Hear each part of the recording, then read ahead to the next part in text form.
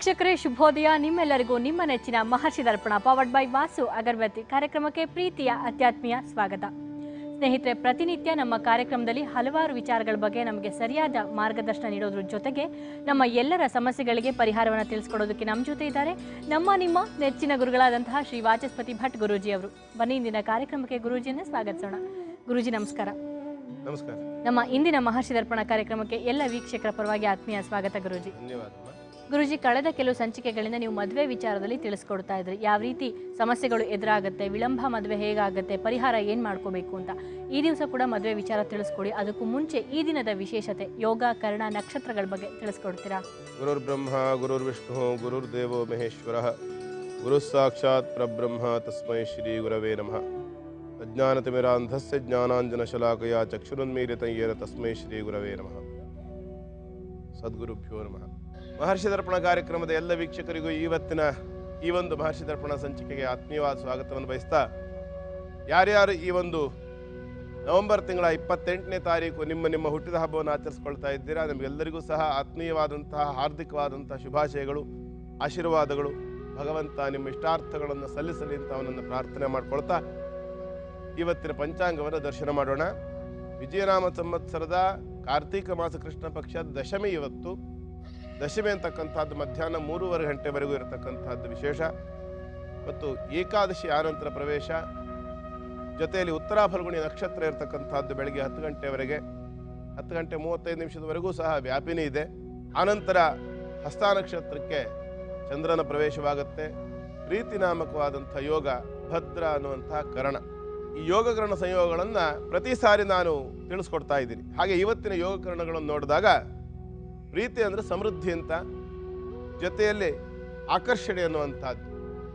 ಶಕ್ತಿಶಾಲಿಯಾಗಿರ್ತಕ್ಕಂಥ ವ್ಯಕ್ತಿಯ ಬಗ್ಗೆ ಪ್ರಪಂಚ ಅಥವಾ ಸಮಾಜ ಅನ್ನುವಂಥದ್ದು ಆಕರ್ಷಣೆಯನ್ನು ಹೊಂದುತ್ತದೆ, ಆಕರ್ಷಿತವಾಗ್ತದೆ. ಅಂಥವರಿಗೆ ಇವತ್ತು ಉತ್ತಮವಾದಂಥ ದಿವಸ ಅಂತ ಅರ್ಥ. ಇದಿವತ್ತಿನ ಪಂಚಾಂಗದ ವಿಶೇಷ. ಈ ದಿನದ ವಿಶೇಷತೆ ಬಗ್ಗೆ ತಿಳಿಸ್ಕೊಟ್ಟಿದ್ದಕ್ಕೆ ಧನ್ಯವಾದಗಳು ಗುರೂಜಿ. ವಿವಾಹದಲ್ಲಿ ಕುಂಭ ವಿವಾಹ ಹಾಗೂ ಅರ್ಕ ವಿವಾಹ ಮತ್ತು ರಂಭ ವಿವಾಹ ಅಂತ ಇದೆ ಅಂತ ಹೇಳಿದ್ರಿ.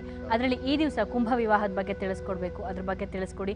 ಆ ವಿಧಾನ ಹೇಗೆ, ಯಾಕೆ ಆ ಕುಂಭ ವಿವಾಹವನ್ನು ಮಾಡ್ಕೋಬೇಕು, ಯಾವ ದೋಷದ ನಿವೃತ್ತಿಗಾಗಿ ಮಾಡಬೇಕು ಅಂತ ತಿಳಿಸ್ಕೊಡಿ. ಹಾಗೆಯೇ ಮದುವೆ ಅಂತಂದಾಗ ಮುಹೂರ್ತ ಅನ್ನೋದು ತುಂಬ ಮುಖ್ಯ ಆಗುತ್ತೆ. ಎಲ್ಲರೂ ಆ ಮುಹೂರ್ತ ಮೀರಿ ಹೋದರೆ ಆಗೋದಿಲ್ಲ ಅಂತ ಹೇಳ್ತಾರೆ. ಹಾಗಾಗಿ ಮುಹೂರ್ತ ಅನ್ನುವಂಥದ್ದು ಎಷ್ಟು ಮಟ್ಟಿಗೆ ಪ್ರಾಮುಖ್ಯತೆಯನ್ನು ವಹಿಸುತ್ತೆ, ಹಾಗೆ ಒಳ್ಳೆ ಮುಹೂರ್ತ ಕೆಟ್ಟ ಮುಹೂರ್ತ ಅನ್ನುವಂಥದ್ದು ಇದೆಯಾ, ಒಂದು ವೇಳೆ ಸರಿಯಾದ ಮುಹೂರ್ತದಲ್ಲಿ ಮದುವೆ ಆಗದೇ ಇದ್ದರೆ ಮುಂದೆ ಏನೆಲ್ಲ ಸಮಸ್ಯೆಗಳು ಬರಬಹುದು ಅಂತ ಕೂಡ ತಿಳಿಸ್ಕೊಡ್ತೀರಾ? ಮೊದಲನೇದಾಗಿ ಕುಂಭ ವಿವಾಹದ ಬಗ್ಗೆ ತಿಳ್ಕೊಳ್ಳೋಣ. ಈ ಕುಂಭ ವಿವಾಹ ಅಂದ್ರೆ ಏನು, ಯಾಕೆ ಮಾಡಬೇಕು, ಅದರಿಂದ ಏನು ಫಲ ಅನ್ನೋದನ್ನೆಲ್ಲ ನೋಡ್ಕೊಳ್ಬೇಕು. ಮುಖ್ಯವಾಗಿ ಕುಂಭ ವಿವಾಹವನ್ನು ಮಾಡಬೇಕಿದ್ರೆ ಆದಷ್ಟು ನದಿ ತೀರದಲ್ಲಿ ಆಚರಣೆ ಮಾಡ್ತಕ್ಕಂಥದ್ದು ಬಹಳ ಶ್ರೇಷ್ಠ. ಕಾರಣ ಏನು ಅಂತಂದರೆ, ಆ ಒಂದು ಕುಂಭದಲ್ಲಿ ತುಂಬಿರ್ತಕ್ಕಂಥ ನೀರು ಹರಿಯೋ ನೀರಿಗೆ ಸೇರಬೇಕು ಅನ್ನುವಂಥದ್ದು ಕ್ರಮ. ಇಲ್ಲಿ ವಿಶೇಷ ಏನು, ಕುಂಭ ವಿವಾಹ ಅಂದ್ರೆ ಏನು, ಅರ್ಕ ವಿವಾಹಕ್ಕೂ ಕದಳಿ ವಿವಾಹಕ್ಕೂ ಸಹ ನಾವೇನು ಹೇಳಿದ್ದೇವೆ ಅಂದರೆ ಅದು ಮುಗಿದ ನಂತರದಲ್ಲಿ ಕಡಿಬೇಕು ಅಂತ. ಅಂದರೆ ಅರ್ಥ ಏನು ಅಂದರೆ ಅದು ತ್ಯಾಗವಾಯಿತು, ಅಥವಾ ಆ ಮದುವೆ ಮುರಿದೋಯ್ತು, ಸಂಬಂಧಪಟ್ಟಂತಹ ಗಂಡು ಅಥವಾ ಹೆಣ್ಣು ಅನ್ನುವಂಥದ್ದು ವಿಯೋಗವಾಯಿತು ಅಂತ ಅರ್ಥ. ಹಾಗಾಗಿ ಇಲ್ಲಿ ಕುಂಭ ವಿವಾಹ ವಿಚಾರ ಬಂದಾಗಲೂ ಅಷ್ಟೇ, ಈ ಕುಂಭ ವಿವಾಹವನ್ನು ಹೆಣ್ಣು ಅಥವಾ ಗಂಡು ಇಬ್ಬರಿಗೂ ಸಹ ಆಚರಣೆ ಮಾಡಬಹುದು. ಇದನ್ನು ಮಾಡುವಾಗಲೂ ಅಷ್ಟೇ ನೆನಪಿಟ್ಕೊಳ್ಬೇಕು, ಏನಪ್ಪ ಅಂದರೆ ಮಣ್ಣಿನ ಕುಡಿಕೆ ಆಗಿರಬೇಕು ಅಥವಾ ಮಣ್ಣಿನ ಮಡಿಕೆ ಆಗಿರಬೇಕು, ಅದರಲ್ಲಿ ನೀರನ್ನು ತುಂಬಬೇಕು. ಸ್ತ್ರೀ ಆಗಿದ್ದ ಪಕ್ಷದಲ್ಲಿ, ಅಂದರೆ ಹೆಣ್ಣು ಮಕ್ಕಳಾಗಿದ್ದ ಪಕ್ಷದಲ್ಲಿ ಗಂಡು ಮಕ್ಕಳನ್ನು ಅಥವಾ ಗಂಡು ಅಥವಾ ಪುರುಷ ಎಂಬುದಾಗಿ ಕುಂಭವನ್ನು ಪೂಜೆ ಮಾಡಬೇಕು. ಅದರಲ್ಲಿ ನೀರನ್ನು ತುಂಬಬೇಕು, ಅದಕ್ಕೆ ಅರಿಶಿನ ಕುಂಕುಮ ಹಾಕಿ ಪುರುಷನನ್ನು ಆವಾಹನೆ ಮಾಡಿ ಪೂಜೆ ಮಾಡಿ ಅದಕ್ಕೆ ತಾಗಿಸಿ ಇನ್ಯಾರಾದರೂ ಒಬ್ಬರು ಹೆಣ್ಣು ಮಗಳು ಯಾವ ಹೆಣ್ಣು ಮಗಳಿಗೋಸ್ಕರವಾಗಿ ಆ ಒಂದು ಕುಂಭ ವಿವಾಹವನ್ನು ಮಾಡ್ತಾ ಇರ್ತಾರೋ ಆ ಹೆಣ್ಣು ಮಗಳ ಕೊಟ್ಟಿಗೆ ಅದನ್ನು ಕಟ್ಟಬೇಕು ಅಂತ ಅರ್ಥ. ಧಾರೆ ಇತ್ಯಾದಿ ಮುಹೂರ್ತಗಳೆಲ್ಲ ವಿವಾಹದಲ್ಲಿದ್ದ ಹಾಗೆ ಇರಬೇಕು. ಆನಂತರವಾಗಿ ಆ ಕುಂಭ ವಿವಾಹವನ್ನು ಆಚರಣೆ ಮಾಡ್ಕೊಂಡಿರ್ತಕ್ಕಂಥ ಹೆಣ್ಣು ಮಗಳು ಏನು ಮಾಡ್ತಾಳೆ, ಆ ಕುಂಭವನ್ನು ತೆಗೆದು ತನ್ನ ತೊಡೆ ಮೇಲೆ ಇಟ್ಕೊಳ್ತಾಳೆ. ಆನಂತರ ಅವಳಿಗೆ ಒಂದು ಆರತಿಯನ್ನು ಮಾಡಿ ಆ ಕುಂಭವನ್ನು ಒಡೆದು ಹಾಕಬೇಕು. ಆ ನೀರು ಹೋಗಿ ಹರಿಯೋ ನೀರಿಗೆ ಸೇರ್ಕೊಳ್ಬೇಕು ಅನ್ನುವಂಥದ್ದು ಕ್ರಮ. ಇದು ಕುಂಭ ವಿವಾಹದಲ್ಲಿ ಹೆಣ್ಣು ಮಕ್ಕಳಿಗೆ. ಗಂಡು ಮಕ್ಕಳಿಗೂ ಇದೇ ರೀತಿಯಲ್ಲೇ ಇರ್ತದೆ. ವ್ಯತ್ಯಾಸ ಏನಪ್ಪ ಅಂತಂದರೆ, ಹೆಣ್ಣು ಮಕ್ಕಳಲ್ಲಿ ಮಾಂಗಲ್ಯ ಧಾರಣೆ ಅನ್ನುವಂಥ ವಿಚಾರ ಬಂದಾಗ ಅರಿಶಿನ ಕೊಂಬು ಕಟ್ಟಿರ್ತಕ್ಕಂಥ ಹಳದಿ ದಾರವನ್ನು ಆ ಹೆಣ್ಣು ಮಗಳ ಕುತ್ತಿಗೆ ಕಟ್ಟಬೇಕು. ಇಲ್ಲೇನಾಗ್ತದೆ, ಅದೇ ಗಂಡಸರಿಗೋಸ್ಕರವಾಗಿ ಗಂಡು ಮಗುವಿಗೋಸ್ಕರವಾಗಿ ಮಾಡ್ತಕ್ಕಂಥ ಕುಂಭ ವಿವಾಹದಲ್ಲಿ ಆ ಕುಂಭಕ್ಕೇನೆ ಆ ಹುಡುಗ ಅರಿಶಿನ ದಾರವನ್ನು ಅರಿಶಿನ ಕೊಂಬಿರ್ತಕ್ಕಂಥದ್ದನ್ನು ಕಟ್ತಾನೆ. ಆ ನಂತರದಲ್ಲಿ ಅವನು ಆ ಕುಂಭವನ್ನು ತನ್ನ ತೊಡೆ ಮೇಲೆ ಇಟ್ಕೊಳ್ತಾನೆ. ಅಲ್ಲಿ ಆರತಿ ಇತ್ಯಾದಿಗಳು ನಡೀತದೆ. ಆನಂತರ ಅದನ್ನು ನೀರಿಗೆ ವಿಸರ್ಜನೆ ಮಾಡ್ತಕ್ಕಂಥದ್ದು ಕ್ರಮ.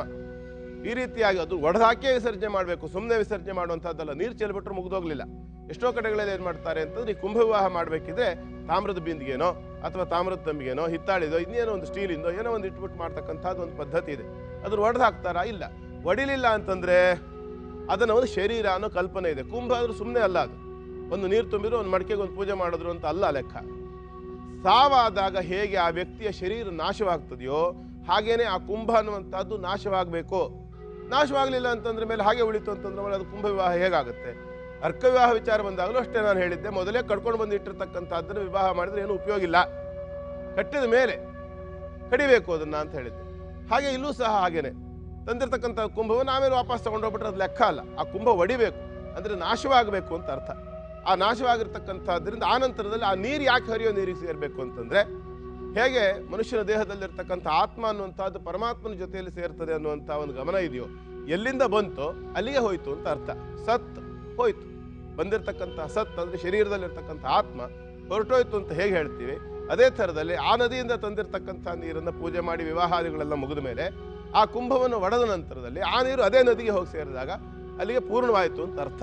ಅಲ್ಲಿಗೆ ಆ ಕುಂಭ ವಿವಾಹದ ಸಂಪೂರ್ಣವಾಗಿರ್ತಕ್ಕಂಥ ಕ್ರಮ ನಡೀತು ಅಂತ ಅರ್ಥ.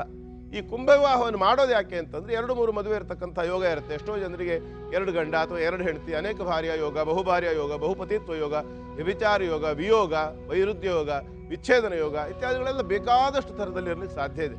ಇದಕ್ಕೆಲ್ಲ ಅಂಗಾರಕ ದೋಷ ಕಾರಣವಾಗುತ್ತೆ, ಶುಕ್ರ ದೋಷ ಕಾರಣವಾಗುತ್ತೆ, ನಾಡಿ ದೋಷಗಳು ಕಾರಣವಾಗುತ್ತೆ, ಹೀಗೆ ಅನೇಕ ದೋಷಗಳಿದೆ.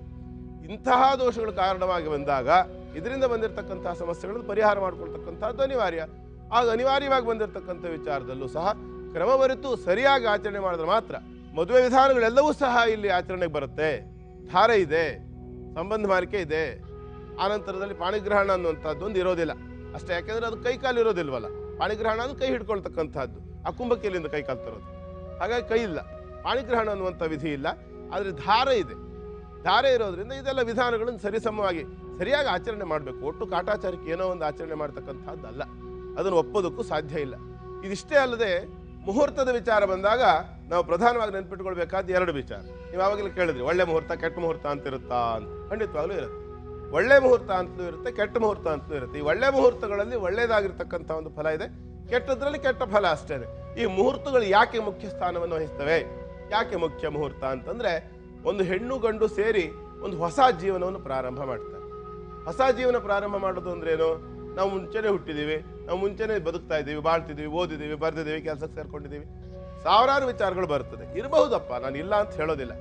ಆದರೆ ಮುಹೂರ್ತ ಅಂತಕ್ಕಂಥದ್ರಿಂದ ಗಂಡು ಹೆಣ್ಣು ಒಟ್ಟಾಗಿ ಒಂದು ಜೀವನವನ್ನು ಪ್ರಾರಂಭ ಮಾಡ್ತಾ ಇರೋದು ಹೊಸ ಜೀವನ.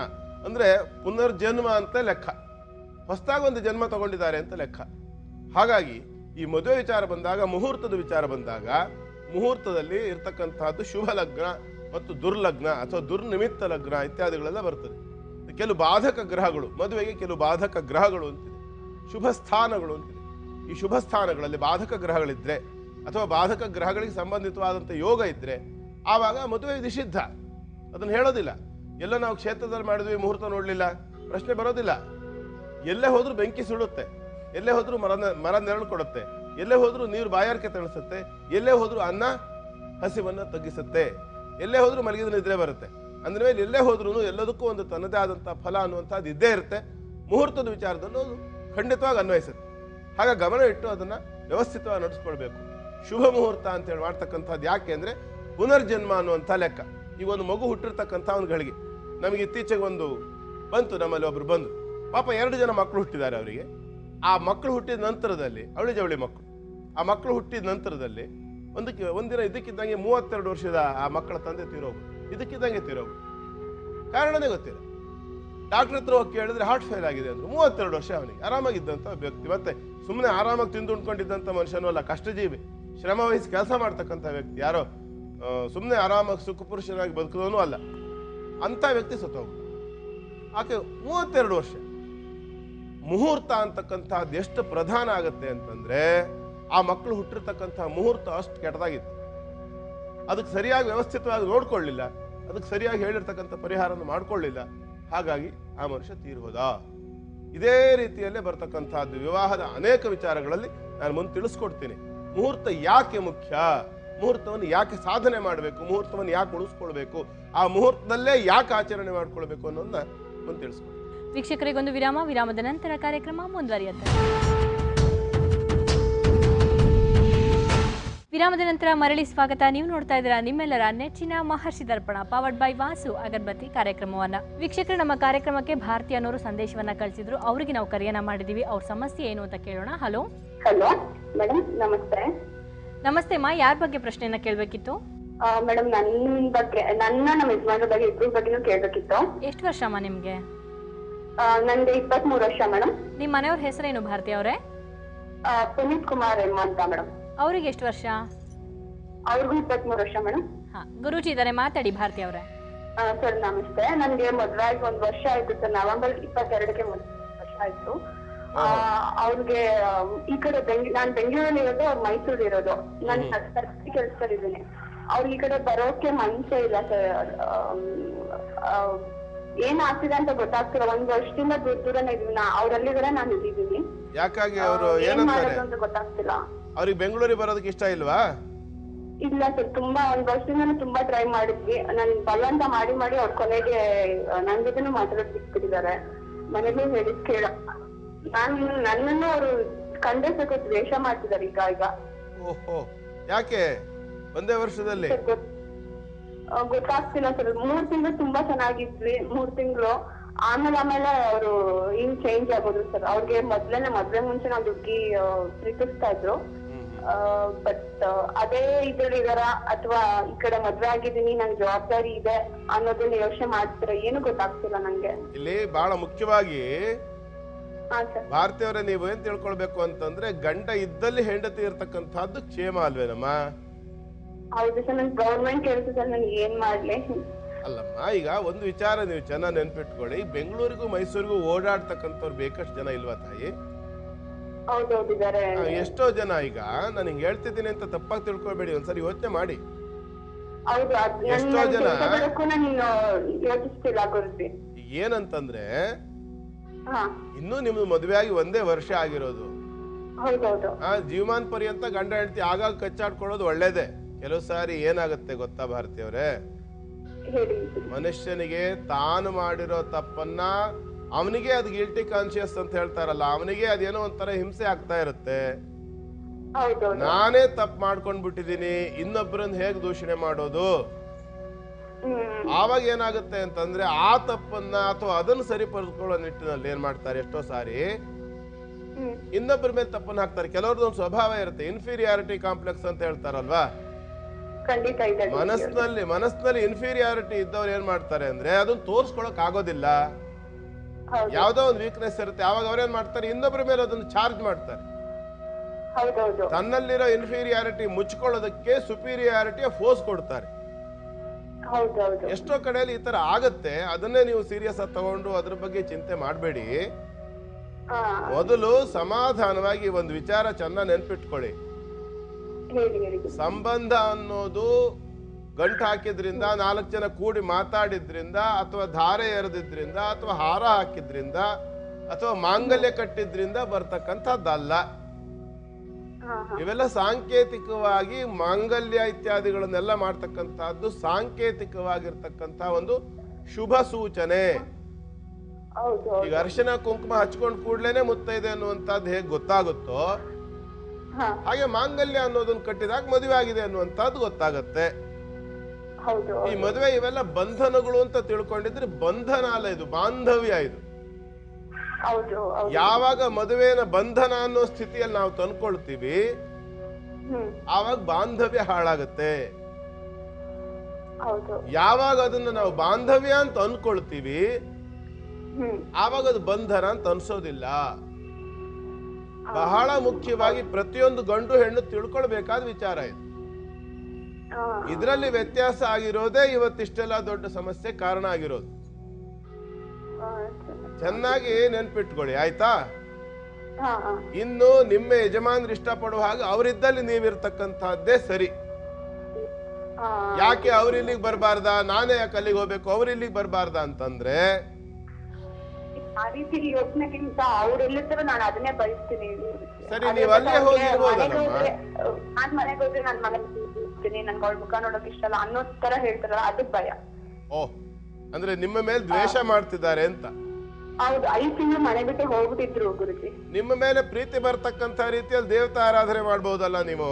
ಗುರುಜಿ ನನಗೂ ಅಷ್ಟಿಂದ ನಾನು ಎಲ್ಲೋ ಯಾವ ದೇವ್ರು ಬಿಟ್ಟಿಲ್ಲ ಗುರುಜಿ, ಎಲ್ಲಾ ದೇವ್ರು ಮಾಡ್ತಿದೀವಿ. ನಾವು ಸರಿಯಾದ ಒಂದು ಮಾಡ್ತಿದ್ದಾರೆ, ನಾನು ಮಾಡ್ತಿದ್ದೀನಿ ಗುರುಜಿ. ಅಲ್ಲಮ್ಮ, ನಾನು ನಿಮ್ಗೆ ಜಲಾಂತರ ದರ್ಶಿನಿಯಲ್ಲಿ ನೋಡಿ ತಿಳಿಸ್ತೀನಿ ಯಾವ ದೇವರನ್ನ ನೀವು ಆರಾಧನೆ ಮಾಡ್ಬೇಕು ಅಂತ.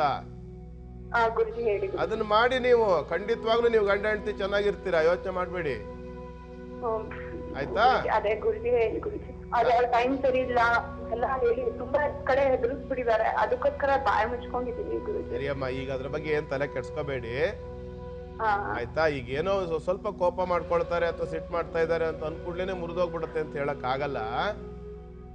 ಪ್ರತಿಯೊಂದಕ್ಕೂ ಒಂದ್ ಪರಿಹಾರ ಅಂತ ಇರುತ್ತಮ್ಮ. ನೀವು ಆತರ ತಿಳ್ಕೊಂಡ್ಬಿಟ್ರೆ ಹೇಗೆ ಹೇಳಿ? ಒಂದ್ ವರ್ಷ ಆಗೋಯ್ತಲ್ಲ, ಒಂದ್ ವರ್ಷದಿಂದ ಮನ್ಸು ಬರ್ಲಿಲ್ವಲ್ಲ, ಅದಕ್ಕೆ ಭಯ ಅಷ್ಟೇ. ಎಲ್ಲ ಬರುತ್ತೆ. ನಾನೊಬ್ಬ ಇದೀನಲ್ಲ ನಿಮ್ಮ ಹಿತಚಿಂತಕ, ನಿಮ್ ಮನೆಯವರು ಅಂತ ಅನ್ಕೊಳ್ಬೇಕಪ್ಪ. ನಮ್ಮನ್ ಬೇರೆಯವರು ಅಂತ ಅನ್ಕೊಂಡ್ಬಿಟ್ರೆ ಹೇಗೆ ತಾಯಿ? ನಿಮ್ಗೆ ಒಬ್ರು ಹಿರಿಯರ ಮಾರ್ಗದರ್ಶನ. ಈಗ ನಾನ್ ನಿಮ್ ಒಡ ಹುಟ್ಟದವನಾಗಿದ್ರೆ ನೀವು ನನ್ ಮಾತು ಕೇಳ್ತಿರ್ಲಿಲ್ವಾ? ನೀವು ನನ್ ಮಾತು ಕೇಳ್ಕೊಳ್ಳಿಮ್ಮ, ನಿಮ್ಗೆ ಒಳ್ಳೇದಾಗುತ್ತೆ ಖಂಡಿತವಾಗ್ಲು. ನಾನೊಬ್ಬ ಅಣ್ಣ ನಿಮ್ಗೆ ಅಂತ ನೀವು ತಿಳ್ಕೊಂಡ್ಬಾರ್ದು. ಯಾಕೆ? ಅಣ್ಣ ಅಂತ ತಿಳ್ಕೊಳ್ಳಿ, ಚಿಕ್ಕಪ್ಪ ಅಂತ ತಿಳ್ಕೊಳ್ಳಿ, ಅಥವಾ ಮಾವ ಅಂತ ತಿಳ್ಕೊಳ್ಳಿ, ಯಾವ್ದೋ ಒಂದ್ ಸಂಬಂಧ ಅಂತ ತಿಳ್ಕೊಳ್ಳಿ. ಹೇಳಿದ್ನಲ್ಲಮ್ಮ, ನಾನ್ ಜಲಾಂತರ ದರ್ಶಿನಿಯಲ್ಲಿ ನೋಡಿ ತಿಳಿಸ್ತೀನಿ, ನೀವು ಧೈರ್ಯವಾಗಿರಿ. ನಿಮ್ಮ ಮುಂದಿನ ಭವಿಷ್ಯ ತುಂಬಾ ಚೆನ್ನಾಗಿದೆ. ನೀವು ಅಷ್ಟೆಲ್ಲ ಟೆನ್ಷನ್ ತಗೊಳ್ಳೋ ಅಂತದ್ದು ಏನು ಇಲ್ವೇ ಇಲ್ಲಲ್ಲಮ್ಮ.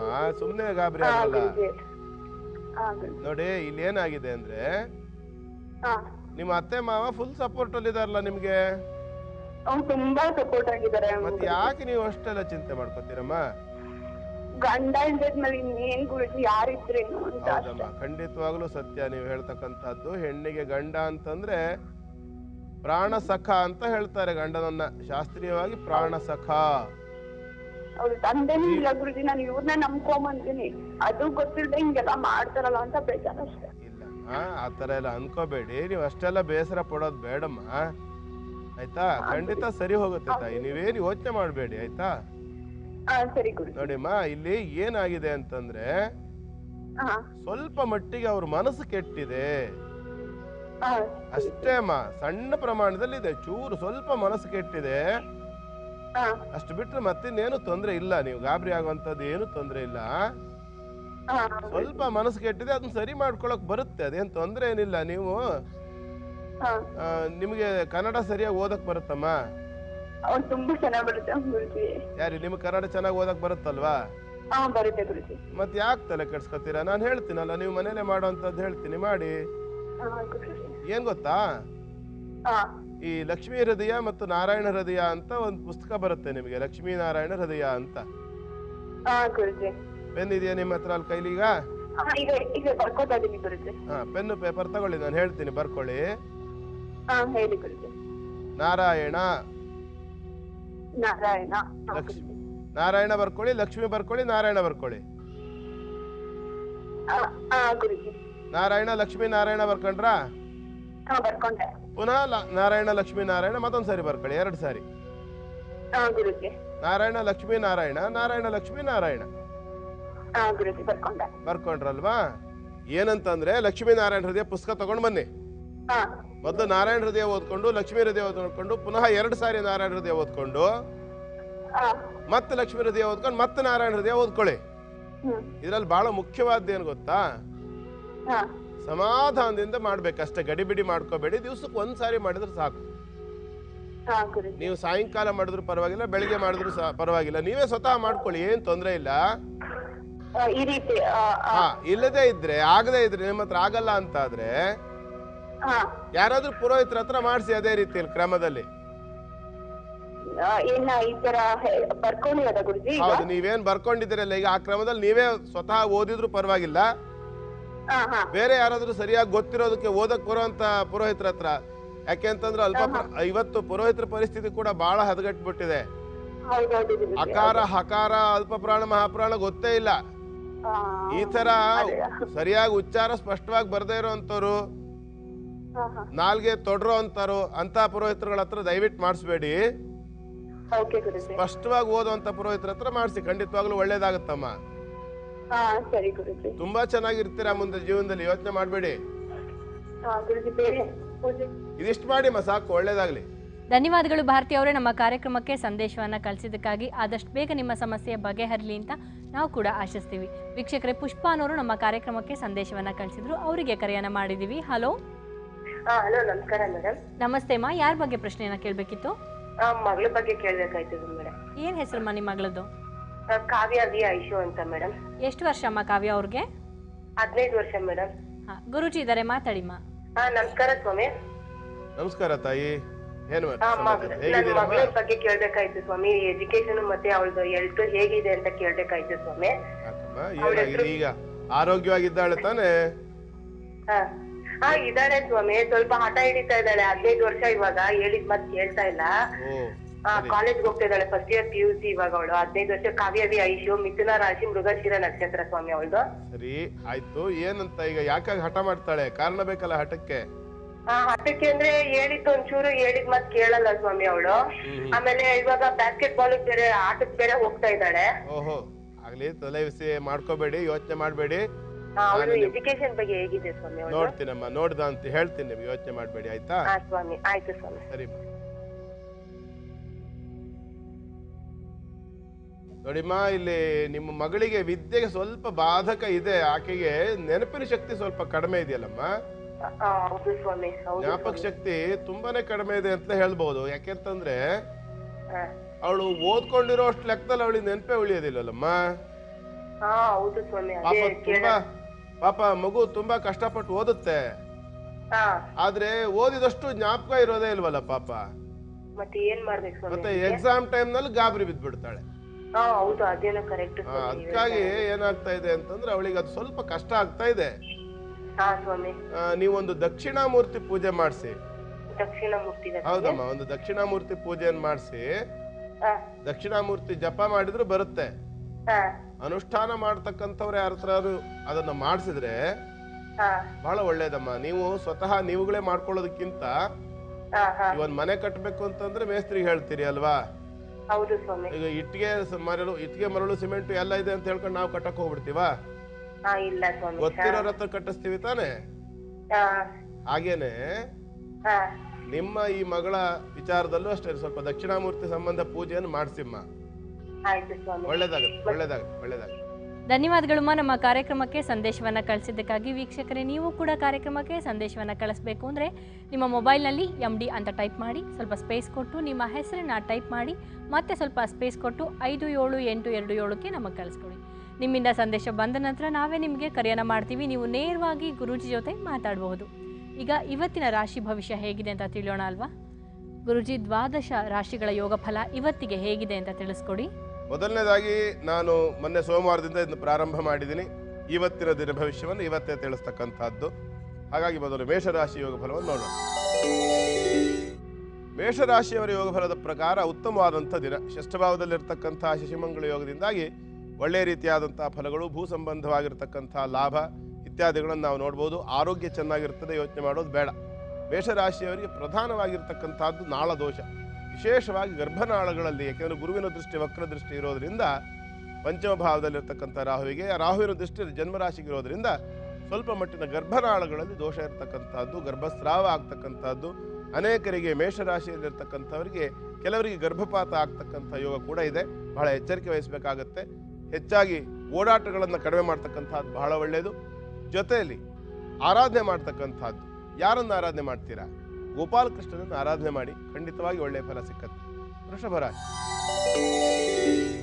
ವೃಷಭ ರಾಶಿಯವರ ಯೋಗ ಫಲದ ಪ್ರಕಾರ ಪಂಚಮ ಭಾವದಲ್ಲಿದೆ ಶಶಿಮಂಗಳ ಯೋಗ. ಅರ್ಥಾತ್ ಏನು, ಸಪ್ತಮಾಧಿಪತಿಯು ಪಂಚಮದಲ್ಲಿ, ತೃತೀಯಾಧಿಪತಿಯ ಜೊತೆಯಲ್ಲಿರೋದ್ರಿಂದ ಸಾಂಸಾರಿಕವಾಗಿ ಬಾಂಧವ್ಯ ದಿನ ಚೆನ್ನಾಗಿದೆ, ಉತ್ತಮವಾದಂಥ ದಿನ. ಲಕ್ಷ್ಮೀನಾರಾಯಣರ ಆರಾಧನೆಯನ್ನು ಮಾಡೋದ್ರಿಂದ ಇನ್ನಷ್ಟು ಉತ್ತಮವಾದಂಥ ಫಲ ಖಂಡಿತವಾಗಿ ಸಿಕ್ಕತ್ತೆ. ಮಿಥುನ ರಾಶಿಯ ಯೋಗವನ್ನು ನೋಡೋಣ. ಮಿಥುನ ರಾಶಿ ಯೋಗ ಫಲದ ಪ್ರಕಾರ ಚತುರ್ಥ ಭಾವದಲ್ಲಿರ್ತಕ್ಕಂಥ ಯೋಗದಿಂದಾಗಿ ಸ್ವಲ್ಪ ದೋಷಪೂರಿತ, ಸ್ವಲ್ಪ ದೋಷ ಇದೆ.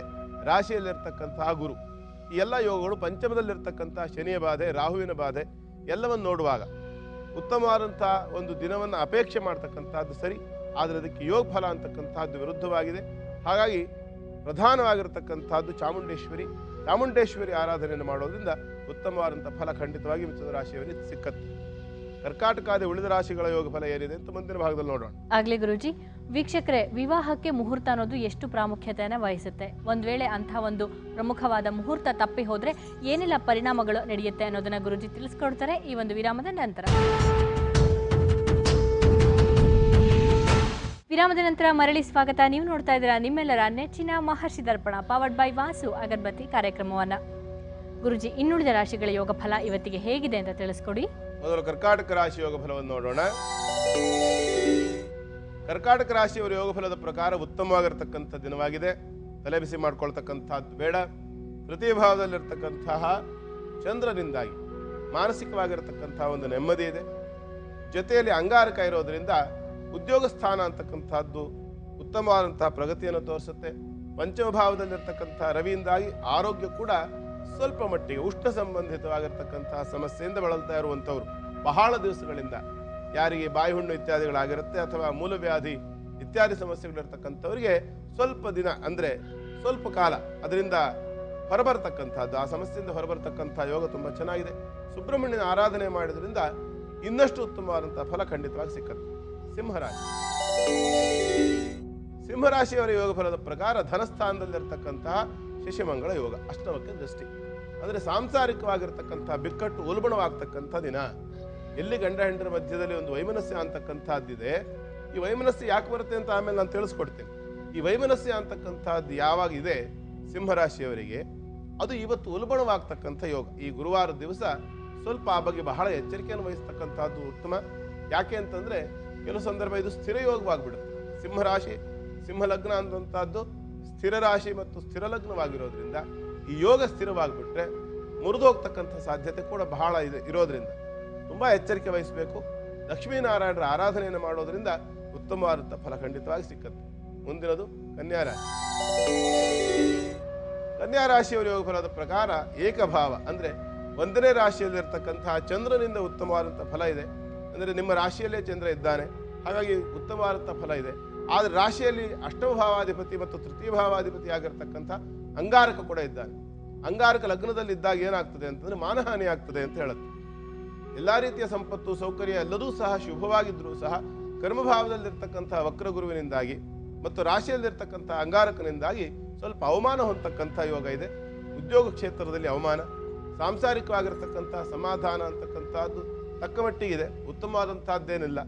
ಒಟ್ಟಾರೆ ನೋಡಿದಾಗ ಉತ್ತಮವಾದಂತಹ ಫಲಗಳು ಬಹಳ ಕಡಿಮೆ ಇದೆ. ಕೇವಲ ಒಂದು 20% ಉತ್ತಮವಾದ ಫಲ ಇದ್ರೆ ಇನ್ನು 80% ಇರ್ತಕ್ಕಂಥದ್ದು ಸ್ವಲ್ಪ ಕಷ್ಟವೇ. ಹಾಗಾಗಿ ಕನ್ಯಾ ರಾಶಿಯವರು ನರಸಿಂಹನ ಆರಾಧನೆಯನ್ನು ಮಾಡಬೇಕು. ನರಸಿಂಹಸ್ವಾಮಿ ಆರಾಧನೆಯಿಂದ ಈ ಸಮಸ್ಯೆ ಖಂಡಿತವಾಗಿ ಪೂರ್ಣವಾಗಿ ಪರಿಹಾರವಾಗಿ ಉತ್ತಮವಾದಂತಹ ದಿನವಾಗಿ ಪರಿಣಾಮ ಆಗುತ್ತೆ. ತುಲಾರಾಶಿಯಿಂದ ಇನ್ನುಳಿದ ರಾಶಿಗಳವರ ಯೋಗ ಫಲ ಹೇಗಿದೆ ಅಂತ ಮುಂದಿನ ಭಾಗದಲ್ಲಿ ನೋಡೋಣ. ಆಗ್ಲೇ ಗುರುಜಿ. ವೀಕ್ಷಕರೇ, ವನಿತಾ ಅನ್ನೋರು ನಮ್ಮ ಕಾರ್ಯಕ್ರಮಕ್ಕೆ ಸಂದೇಶವನ್ನ ಕಳಿಸಿದ್ರು. ಅವರಿಗೆ ನಾವು ಕರೆಯನ್ನ ಮಾಡಿದೀವಿ. ಅವ್ರ ಸಮಸ್ಯೆ ಏನು ಅಂತ ಕೇಳೋಣ. ಹಲೋ. ಹಲೋ, ನಮಸ್ತೆ ವನಿತಾ ಅವರೇ. ನಮಸ್ತೆ ಮೇಡಮ್. ಯಾರ ಬಗ್ಗೆ ಪ್ರಶ್ನೆಯನ್ನ ಕೇಳ್ಬೇಕಿತ್ತಮ್ಮ? ನಮ್ ಬಗ್ಗೆನೆ, ನಮ್ಮ ಯಜಮಾನ್ರ ಬಗ್ಗೆ ಮತ್ತೆ ನಮ್ ಬಗ್ಗೆ ಕೇಳ್ಬೇಕಾಗಿತ್ತು. ಎಷ್ಟು ವರ್ಷ ಅಮ್ಮ ನಿಮ್ಗೆ? ನನ್ಗೆ 23 ವರ್ಷ. ನಿಮ್ ಮನೆಯವ್ರ ಹೆಸರೇನು? ಅವ್ರಿಗೆ ಎಷ್ಟು ವರ್ಷ? ಅವ್ರ ಹೆಸರು ಅನಿಲ್ ಕುಮಾರ್ ಅಂತ. ಅವ್ರಿಗೆ 33 ವರ್ಷ ಆಗಿದೆ. ಗುರೂಜಿ ಇದಾರೆ, ಮಾತಾಡಿ ವನಿತಾ ಅವ್ರೆ. ಗುರುಜಿ, ನಮ್ ಮದ್ವೆ ಆಗಿ 2.5 ವರ್ಷ ಆಗಿದೆ. ನಮ್ಗೀಗ ಒಂದೂವರೆ ಹಲೋ ಹೇಳಿ, ಕೇಳಿಸ್ತಾ ಇದೆ. 1.5 ವರ್ಷದ ಮಗು ಇದೆ ಗುರುಜಿ. ನಮ್ ಗಂಡ ಹೆಂಡತಿ ಮಧ್ಯೆ ತುಂಬಾ ಜಗಳ, ಭಿನ್ನಾಭಿಪ್ರಾಯ. ಅವ್ರಿಗೆ ಸಣ್ಣ ಪುಟ್ಟದಕ್ಕೆಲ್ಲ ಜಗಳ ಮಾಡ್ತಾರೆ ಅವರು. ನಮ್ದು ಕೋರ್ಟ್ಗೆಲ್ಲ ಹೋಗಿ ಡೈವೋರ್ಸ್ಗೆಲ್ಲ ಆಗಿ ಸ್ಟೇಷನ್ ಮೆಟ್ಲೆಲ್ಲ ಹತ್ತಿದ್ವಿ ನಾವು. ತುಂಬಾ ಗಲಾಟೆ ಆಯ್ತು. ಇವಾಗ ನಾನು ಹಲೋ ಏನಮ್ಮ ಇದು ತುಂಬಾ ಬೇಸರ ಆಗತ್ತೆ ಕೇಳಿದ್ರೆ. ಹೌದು ಗುರುಜಿ, ನಮ್ದು ಮದ್ವೆ ಆಗಿ 2.5 ವರ್ಷದಿಂದ ತುಂಬಾನೇ ಗಲಾಟೆ ಅಂದ್ರೆ ಗಲಾಟೆ. ಅವ್ರಿಗೆ ತುಂಬಾ ಕೋಪ, ಯಾರ ಮಾತು ಕೇಳಲ್ಲ. ದೊಡ್ಡವ್ರ ಮಾತಂದ್ರೇನೆ ತುಂಬಾ ಅಸಡ್ಡೆ ಅವ್ರಿಗೆ. ಇವಾಗ ನಾನ್ ತಾಯಿ ಮನೆಯಲ್ಲೇ ಇದೀನಿ. ನಾನು 9 ತಿಂಗಳಾಯ್ತು ನಾನ್ ಬಂದು ನಮ್ ತಾಯಿ ಮನೆಗೆ. ಯಾವ ಊರಲ್ಲಿ ಇರೋದಮ್ಮ ನೀವು? ನಾವೆಲ್ಲೇ ಬೆಂಗಳೂರಲ್ಲೇ ಗುರುಜಿ. ಸರಿ ಸರಿ ಸರಿ. ಈಗ ನೀವು ಯಜಮಾನ್ರ ಮನೆಗೆ ಹೋಗ್ಲೇ ಇಲ್ವಾ? 9 ತಿಂಗಳಾಯ್ತು, ಅವ್ರು ಬೇಡ ಅಂದ್ರು ಅಂತ ನಿಮ್ ಮನೆ ತಾನೇ, ನೀವು ಹೋಗೋದಲ್ಲೇನಮ್ಮ? ಇಲ್ಲ, ನಾವು ಹೋಗ್ಬೇಕಂತಾನೆ. ಅಂದ್ರೆ ಅವ್ರಿಗೇನೆ ಅವ್ರು ಸಪ್ರೇಟ್ ಇದಾರೆ ಇವಾಗ. ಅವ್ರು ಕೋಪ, ದ್ವೇಷ, ಅವ್ರು ತುಂಬಾ ಮಾತಾಡ್ತಾರೆ. ಅವ್ರು ತುಂಬಾ ಸಿಟ್ಟು. ನಾವೇ ಹೋಗ್ತೀವಿ ಅಂದ್ರೂ ಕೂಡ ಅವ್ರು ಕರ್ಕೊಳಕ್ ರೆಡಿ ಇಲ್ಲ. ಸರಿ ಸರಿ ಸರಿ. ಅದೇ ಏನ್ ಸಮಸ್ಯೆ, ಏನಕ್ಕೆ ಈ ತರ ಯಾವಾಗ್ಲೂ ಅವ್ರು ದುರ್ಲಾಡ್ತಾರೆ ಅಂತ ತಿಳ್ಕೊಬೇಕಾಗಿತ್ತು. ಆಯ್ತಮ್ಮ, ನಾನು ಕರ್ಣಪಿಶಾಚಿನಿ ತಂತ್ರದಲ್ಲಿ ನೋಡಿ ನಿಮ್ಮ ಈ ಸಮಸ್ಯೆಗೆ ಪರಿಹಾರ ತಿಳಿಸ್ಕೊಡ್ತೀನಿ. ವನಿತಾ ಅವ್ರೆ, ಹೇಳಿ ಗುರುಜಿ. ಅಮ್ಮ, ನೀವು ಏನು ಮಾತೇನು ಕಡಿಮೆ ಆಡಲ್ವಲ್ಲಮ್ಮ, ನೀವು ತುಂಬಾ ಮಾತಾಡ್ತೀರಲ್ಲಮ್ಮ. ನೀವು ಸ್ವಲ್ಪ ಮಾತಾಡ್ತೀರಲ್ವಮ್ಮ. ನೀವು ಸ್ವಲ್ಪ ಸಮಾಧಾನವಾಗಿರ್ಬೇಕು ತಾನೇ. ನೋಡಿ, ಇಲ್ಲಿ ಏನಾಗುತ್ತೆ ಅಂದ್ರೆ 2 ಕೈ ತಟ್ಟಿದ್ರಲ್ಲೇ ನಮ್ಮ ಚಪ್ಪಾಳೆ. ನೀವು ಸ್ವಲ್ಪ ಸಮಾಧಾನದಲ್ಲಿ ಇರ್ಬೇಕಲ್ವಾ ತಾಯಿ. ಸ್ವಲ್ಪ ಸಮಾಧಾನವಾಗಿದ್ಕೊಂಡು ಏನೋ ಒಂದ್ ಸ್ವಲ್ಪ ಅವ್ರಿಗೆ ಸಿಟ್ಟು ಬಂದಿದೆ ಅಂತ ಆದಾಗ, ಈಗ ಏನಾಗುತ್ತೆ ಅಂದ್ರೆ ನಮ್ಮ ಕೈಲಿರೋ 5 ಬೆರಳು ಒಂದೇ ಸಮ ಇದೆಯಮ್ಮ, ಯೋಚನೆ ಮಾಡಿ. ನಮ್ಮ ಕೈಲಿ 5 ಬೆರಳು ಇರುತ್ತೆ, 5 ಬೆರಳು ಒಂದೇ ಸಮ ಇದೆಯಾ? ಇಲ್ಲ ಅಲ್ವಾ. 1 ಬೆರಳು ಉದ್ದ ಇದೆ, 1 ಬೆರಳು ದಪ್ಪ ಇದೆ, 1 ಬೆರಳು ಕುಳ್ಳ ಇದೆ, 1 ಬೆರಳು ತೆಳ್ಳಗಿದೆ ಅಲ್ವಾ. ಹೀಗೆ ಪ್ರಪಂಚದಲ್ಲಿ ಎಲ್ಲಾ ತರದ ಜನನು ಇರ್ತಾರೆ. ಒಬ್ಬೊಬ್ಬರ ಮನಸ್ಸು ಒಂದೊಂದ್ ತರ ಇರುತ್ತೆ. ತುಂಬಾ ಅಂದ್ರೆ ತುಂಬಾ ಗುರುಜಿ, ಅವ್ರನ್ನ ಅರ್ಥ ಮಾಡ್ಕೊಳ್ಳೋಕೆ ಕಷ್ಟ ಆಗಲ್ಲ. ಈ ನಿಮಿಷಕ್ಕೆ ಇರೋ ತರ ಇನ್ನೊಂದ್ ನಿಮಿಷಕ್ಕೆ ಇರೋದಿಲ್ಲ ಅಂತಾರೆ ಅವರು. ತುಂಬಾ ನಾನ್ ಎಷ್ಟು ಸಮಾಧಾನ ಆಗಿದ್ರು ಮತ್ತೆ ನಮ್ಮನ್ನ ಅಷ್ಟೇ ಕೆರಳಿಸೋ ರೀತಿ ಮಾಡ್ತಾರೆ ಅವರು. ಯಾಕೆ ಅಷ್ಟು ಅಂತ ನಾನು ಎಲ್ಲಾ ದೇವ್ರಿಗೂ ಕೈ ಮುಗ್ದಿತ್ತು, ನಾನ್ ಏನೇನ್ ಮಾಡ್ಬೇಕು ಎಲ್ಲ ಮಾಡ್ತೀನಿ, ಸಮಾಧಾನನೇ ಇಲ್ಲ. ಸರಿ, ಅವ್ರಿಗೆ ಸಮಾಧಾನ ಬರೋದಕ್ಕೆ ನಿಮ್ಗೆ ಒಂದ್ ಪೂಜೆ ಹೇಳ್ಕೊಡ್ತೀನಿ, ನೀವು ಮಾಡಿ ಅದನ್ನ. ಈ ಅರಿಶಿನ ಪುಡಿ ಬರುತ್ತಲ್ಲಮ್ಮ, ಅರಿಶಿನ ಪುಡಿಯನ್ನ ಹಾಲಿನಲ್ಲಿ ಕಲಸಿ ಉಂಡೆ ಮಾಡ್ಕೊಳ್ಳಿ. ಹಾಲು ಹಾಕಿ ಅರಿಶಿನ ಪುಡಿಯನ್ನ ಕಲಸ್ಬೇಕು. ಕಲಸಿ ಅದನ್ನ ಉಂಡೆ ಮಾಡಿ ಅದಕ್ಕೊಂದು ಕುಂಕುಮದ ಬೊಟ್ಟು ಇಟ್ಕೊಂಡು ಗೌರಿ ಅಂತ ಅದಕ್ಕೆ ಪೂಜೆ ಮಾಡಿ. ಕುಂಕುಮದ ಬೊಟ್ಟಿಡಿ, ಅರಿಶಿನದ ಉಂಡೆ ಮಾಡಿ ಕುಂಕುಮದ ಬೊಟ್ಟಿಟ್ಬಿಟ್ಟು ಅದ್ರ ಮೇಲೆ ಹಳದಿ ಬಣ್ಣದ ಹೂವು ಇಡ್ಬೇಕು. ಅರಿಶಿನದ ಹೂವು, ಸೇವಂತಿಗೆ ಬರುತ್ತಲ್ಲ, ಅರಿಶಿನ ಸೇವಂತಿಗೆ ಅಥವಾ ಸಂಪಿಗೆ ಹೂವು, ಅರಿಶಿನದೆಲ್ಲ ಬರುತ್ತಲ್ಲ, ಆತರ ಹೂಗಳನ್ನ ಇಡ್ಬೇಕು. ಕೆಂಪು ಹೂ ಇಡಬಾರ್ದು, ನೆನಪಿರ್ಲಿ. ಆತರ ಹೂಗಳನ್ನ ಇಟ್ಬಿಟ್ಟು ಇದನ್ನ ಗೌರಿ ಪೂಜೆ ಅಂತ ಮಾಡ್ಬೇಕು. ಗೌರಿ ಅಂತ ಪೂಜೆ ಮಾಡ್ಬೇಕು ಅದನ್ನ. ಅರಿಶಿನ ಗೌರಿಯಿಂದ ಪೂಜೆ ಮಾಡ್ಬೇಕು. ಸುಮಾರು ಒಂದು 3 ತಿಂಗಳ ಕಾಲ ಆದಷ್ಟು ಪ್ರತಿದಿನ ಮಾಡೋದು ಒಳ್ಳೇದು. ಮಾಮೂಲಿ ತಿಂಗಳಲ್ಲಿ ಈಚೆ ಆಗಿರೋ ಟೈಮ್ನಲ್ಲಿ ಒಂದು 4 ದಿನ ಬೇಡ. ಬಾಕಿ ಅಂತ ಒಟ್ಟು ಮಾಡ್ತಾ ಬರ್ಬೇಕು, ನೀವು ಪ್ರತಿದಿನ ಮಾಡ್ತಾ ಬರ್ಬೇಕು. ಮತ್ತೇನಾಗುತ್ತೆ ಅಂದ್ರೆ ಇವತ್ತು ಮಾಡಿರೋ ಗೌರಿಯನ್ನ ನಾಳೆ ದಿವಸ ವಿಸರ್ಜನೆ ಮಾಡ್ಬಿಡ್ಬೇಕು. ಅಂದ್ರೆ ನಾಳೆ ಬೆಳಿಗ್ಗೆ ಸ್ನಾನ ಮಾಡುವಾಗ ಅರಿಶಿನ ಏನ್ ಗೌರಿ ಮಾಡಿರ್ತೀರ ಮುಂಚಿನ ದಿವಸ, ಅದನ್ನ ನೀರಲ್ಲಿ ಕರಡ್ಕೊಂಡು ಸ್ನಾನ ಮಾಡ್ಬಿಡ್ಬೇಕು. ಅದೇ ನೀರನ್ನೇ ಸ್ನಾನ ಮಾಡ್ಬೇಕು. ಈ ತರ ಒಂದು ಸ್ವಲ್ಪ ದಿವಸ ಮಾಡಿಮ್ಮ, ಸಾಕು. ನೀವು ಯಜಮಾನ್ರು ನೀವು ಆನಂದದಿಂದ ಇರಬಹುದು, ಜೊತೆ ನೀವು ಗಂಡ ಹೆಂಡತಿ ಬಾಂಧವ್ಯ ಕೂಡ ಸರಿ ಹೋಗುತ್ತೆ. ಯೋಚನೆ ಮಾಡೋದು ಬೇಡ. ಅವರು ನಮ್ ತಾಯಿ ಮನೆಗೆಲ್ಲ ಹೋಗೋಗಿಲ್ಲ, ನಿಮ್ ಮನೆಯೆಲ್ಲ ಬಿಟ್ಟಿರ್ಬೇಕು, ಅದೆಲ್ಲ ಇದ್ ಮಾಡ್ತಾರೆ ಗುರುಜಿ. ತುಂಬಾ ಕಂಡೀಷನ್ಸ್ ಮಾಡ್ತಾರೆ ಅವರು. ಅದಕ್ಕೆ ಈಗ ಏನ್ ಮಾಡಿ ಅಂದ್ರೆ, ಸ್ವಲ್ಪ ದಿವಸ ಅವ್ರು ಹೇಳ್ದಾಗ ಕೇಳಿ, ಅರಿಶಿನ ಪುಡಿದ ಇದನ್ನ ಗೌರಿ ಪೂಜೆಯನ್ನು ಮಾಡ್ಕೊಂಡು ಸ್ನಾನ ಇತ್ಯಾದಿಗಳನ್ನ ಮಾಡ್ಕೊಂಡು ಅವ್ರು ಹೇಳ್ದಂಗೆ ಸ್ವಲ್ಪ ದಿವಸ ಕೇಳ್ಕೊಳ್ಳಿ. ಆಯ್ತು. ಸ್ವಲ್ಪ ದೇವತಾ ಅನುಗ್ರಹ ಆದ್ಮೇಲೆ ಅವರಿಗೂ ಸಮಾಧಾನ ಆಗುತ್ತೆ ಮನಸ್ಸಿಗೆ. ಅವ್ರದ್ದು ಒಂದು ಮನಸ್ಸು ಕೂಡ ಹದ್ಬಸ್ತಿ ಬರುತ್ತೆ. ಹೆಂಡತಿ ಮೇಲೆ ಪ್ರೀತಿ ವಾತ್ಸಲ್ಯ, ಮಗುವಿನ ಮೇಲೆ ಅಕ್ಕರೆ ಮಮತೆ ಎಲ್ಲ ಬಂದ ಮೇಲೆ ಸಹಜವಾಗಿ ಆಟೋಮೆಟಿಕ್ ಆಗಿ ಅವರು ಸರಿ ಹೋಗ್ತಾರೆ. ಅವರಿಗೂ ಗೊತ್ತಾಗುತ್ತೆ, ಪ್ರಪಂಚ ಜ್ಞಾನ ಅವರಿಗೂ ಬರುತ್ತೆ. ಸ್ವಲ್ಪ ದೈವಾನುಗ್ರಹ ಬೇಕಷ್ಟೇ. ಮಾಡಿಮ್ಮ, ಸಾಕು, ಒಳ್ಳೇದಾಗತ್ತೆ. ಒಳ್ಳೇದಾಗ್ಲಮ್ಮ, ಒಳ್ಳೇದಾಗ್ಲಿ. ಧನ್ಯವಾದಗಳು ವನಿತಾ ಅವರೇ, ನಮ್ಮ ಕಾರ್ಯಕ್ರಮಕ್ಕೆ ಸಂದೇಶವನ್ನ ಕಳಿಸಿದ್ದಕ್ಕಾಗಿ. ಆದಷ್ಟು ಬೇಗ ನಿಮ್ಮ ಈ ಸಮಸ್ಯೆ ಬಗೆಹರಲಿ ಅಂತ ನಾವು ಕೂಡ ಹಾರೈಸ್ತೀವಿ. ವೀಕ್ಷಕರಿಗೊಂದು ವಿರಾಮ. ವಿರಾಮದ ನಂತರ ಕಾರ್ಯಕ್ರಮ ಮುಂದುವರಿಯುತ್ತೆ. ವಿರಾಮದ ನಂತರ ಮತ್ತೊಮ್ಮೆ ತಮ್ಮೆಲ್ಲರಿಗೂ ಪ್ರೀತಿಯ ಸ್ವಾಗತ. ನೀವು ನೋಡ್ತಾ ಇದ್ದೀರಾ ಮಹರ್ಷಿ ದರ್ಪಣ, ಪವರ್ಡ್ ಬೈ ವಾಸು ಅಗರಬತ್ತಿ ಕಾರ್ಯಕ್ರಮವನ್ನ. ಗುರುಜಿ, ಈ ದಿವಸ ಮುಹೂರ್ತಗಳ ಬಗ್ಗೆ ತಿಳಿಸ್ಕೊಡ್ತಾ ಇದ್ರಿ. ವಿವಾಹಕ್ಕೆ ಮುಹೂರ್ತ ಅನ್ನೋದು ಎಷ್ಟು ಮುಖ್ಯ ಆಗತ್ತೆ, ಹಾಗೇನೆ ಒಂದ್ ವೇಳೆ ಅಂತ ಒಂದು ಪ್ರಮುಖವಾದ ಮುಹೂರ್ತ ತಪ್ಪಿ ಹೋದ್ರೆ ಏನೆಲ್ಲ ಸಮಸ್ಯೆಗಳು ಎದುರಾಗತ್ತೆ, ಅದ್ರ ಪರಿಹಾರ ಏನು ಅಂತ ತಿಳಿಸ್ಕೊಡ್ತೀರಾ? ಮೊದಲು ಮುಹೂರ್ತ ಅಂದ್ರೆ ಏನು ಅಂತ ನೋಡ್ಕೊಳ್ಬೇಕು. ಮುಹೂರ್ತ ಅಂತಂದ್ರೆ ಒಂದು ಕಾಲ, ಒಂದು ಕ್ಷಣ ಅಥವಾ ಒಂದು ಘಳಿಗೆ. ಕೆಲವರು ಮುಹೂರ್ತ ಅಂತಂದ್ರೆ ಏನು, ಬೆಳಗಿನ ಸಾಯಂಕಾಲ ತನಕನೂ ಮುಹೂರ್ತನೇ. ಮುಹೂರ್ತ ಮಾಡ್ತೀವಿ. ಏನು ಮುಹೂರ್ತ ಮಾಡ್ತಾರೋ ಗೊತ್ತಿಲ್ಲ, ಎಷ್ಟೋ ತನಕ ಮಾಡ್ತಾರೋ ಲೆಕ್ಕನೇ ಇಲ್ಲ. 10 ಗಂಟೆಯಿಂದ 11:30ವರೆಗೆ ಮುಹೂರ್ತ. ಏನು ಮುಹೂರ್ತ ಅಂದ್ರೆ, ಮುಹೂರ್ತ ಅಂತಂದ್ರೆ ಕೆಲವು ಕಾಲ ಅಂತ ಅರ್ಥ. ಶಾಸ್ತ್ರೀಯವಾಗಿ ಇನ್ನೂ ಬಹಳ ದೀರ್ಘವಾದ ಆಲೋಚನೆ ಇದೆ, ಅದಕ್ಕೆ ಬಿಡೋಣ. ಕೆಲವು ಕಾಲ, ಶುಭವಾದಂಥ ಕಾಲ, ಎಲ್ಲಾ ಕೆಲಸಗಳಿಗೂ ಉತ್ತಮವಾದಂಥ ಕಾಲವನ್ನು ನೋಡ್ತೀವಿ ತಾನೆ ನಾವು. ಈಗ ಮನೆಯಿಂದ ಹೊರಡಬೇಕಿದ್ರೆ ರಾಹುಕಾಲ ನೋಡ್ತೀವಿ, ಎಲ್ಲಾರು ಪ್ರಯಾಣ ಮಾಡ್ಬೇಕಿದ್ರೆ ರಾಹುಕಾಲ, ಅರ್ಧಪ್ರಹ ಕಾಲ, ಯಮಗಂಟ ಕಾಲ, ಗುಳಿಕ ಕಾಲ ಇತ್ಯಾದಿಗಳನ್ನೆಲ್ಲ ನೋಡ್ಕೊಳ್ತೀವಲ್ಲ. ಹಾಗೇನೆ ಆ ಒಂದು ಕಾಲ ಮುಹೂರ್ತ ಅಂತ ಹೇಳಿಸ್ಕೊಳುತ್ತೆ. ಆ ಮುಹೂರ್ತದಲ್ಲಿ ಅದರಲ್ಲೂ ಮದುವೆ ವಿಚಾರ ಬಂದಾಗ ಬಹಳ ಮುಖ್ಯವಾಗಿರ್ತಕ್ಕಂಥದ್ದು ಪಾಣಿಗ್ರಹಣ ಮುಹೂರ್ತ. ಪಾಣಿಗ್ರಹಣ ಅಂದ್ರೆ ಏನು? ಮದುವೆಗೆ ಪಾಣಿಗ್ರಹಣ ಅಂತ ಹೇಳ್ತಾರೆ. ಕರವನ್ನು ಹಿಡಿತಕ್ಕಂಥದ್ದು ಪಾಣಿಗ್ರಹಣ. ಕೆಲವ್ರ ಪಾಲಿಗೆ ಗ್ರಹಣವೇ ಆಗೋಗ್ಬಿಡುತ್ತೆ, ಅದು ಜೀವನನೇ ಪೂರ್ತಿ ಗ್ರಹಣ ಕೆಲವ್ರ ಪಾಲಿಗೆ. ಇನ್ನು ಕೆಲವ್ರ ಪಾಲಿಗೆ ಪಾಣಿಗ್ರಹಣ ಅಂತಕ್ಕಂಥದ್ದು ಒಳ್ಳೆಯ ಒಂದು ಪಾಣಿ ಅಂತಂದು ಹಸ್ತ ಅಂತ, ಕೈ ಹಿಡ್ಕೊಳ್ತಕ್ಕಂಥದ್ದು. ಕೈ ಹಿಡಿಯೋ ಅಂಥದ್ದು ಬೇರೆ, ಕೈ ಕೊಡೋ ಅಂಥದ್ದು ಬೇರೆ. ಈ ಎರಡೂ ಥರದ್ದಿದೆ. ಕೈ ಕೊಡಮ್ಮ ಅಂತ ಹೇಳ್ತೀವಿ, ಕೈ ಕೊಟ್ಬಿಡೋದಲ್ಲ. ಕೈ ಕೊಡಮ್ಮ ಅಂದ್ರೆ ಹಿಡ್ಕೊಳಮ್ಮ, ಒಟ್ಟಾಗಿ ಜೀವಿಸಿ, ಚೆನ್ನಾಗಿ ಬಾಳಿಮ್ಮ, ಆನಂದವಾಗಿರಿ, ಸಂತೋಷವಾಗಿರಿ, ಸುಖವಾದ ಜೀವನ ಮಾಡಿ. ಇದಕ್ಕೆಲ್ಲದಕ್ಕೂ ಪೂರಕವಾಗಿರ್ತಕ್ಕಂಥದ್ದು ಮುಹೂರ್ತ.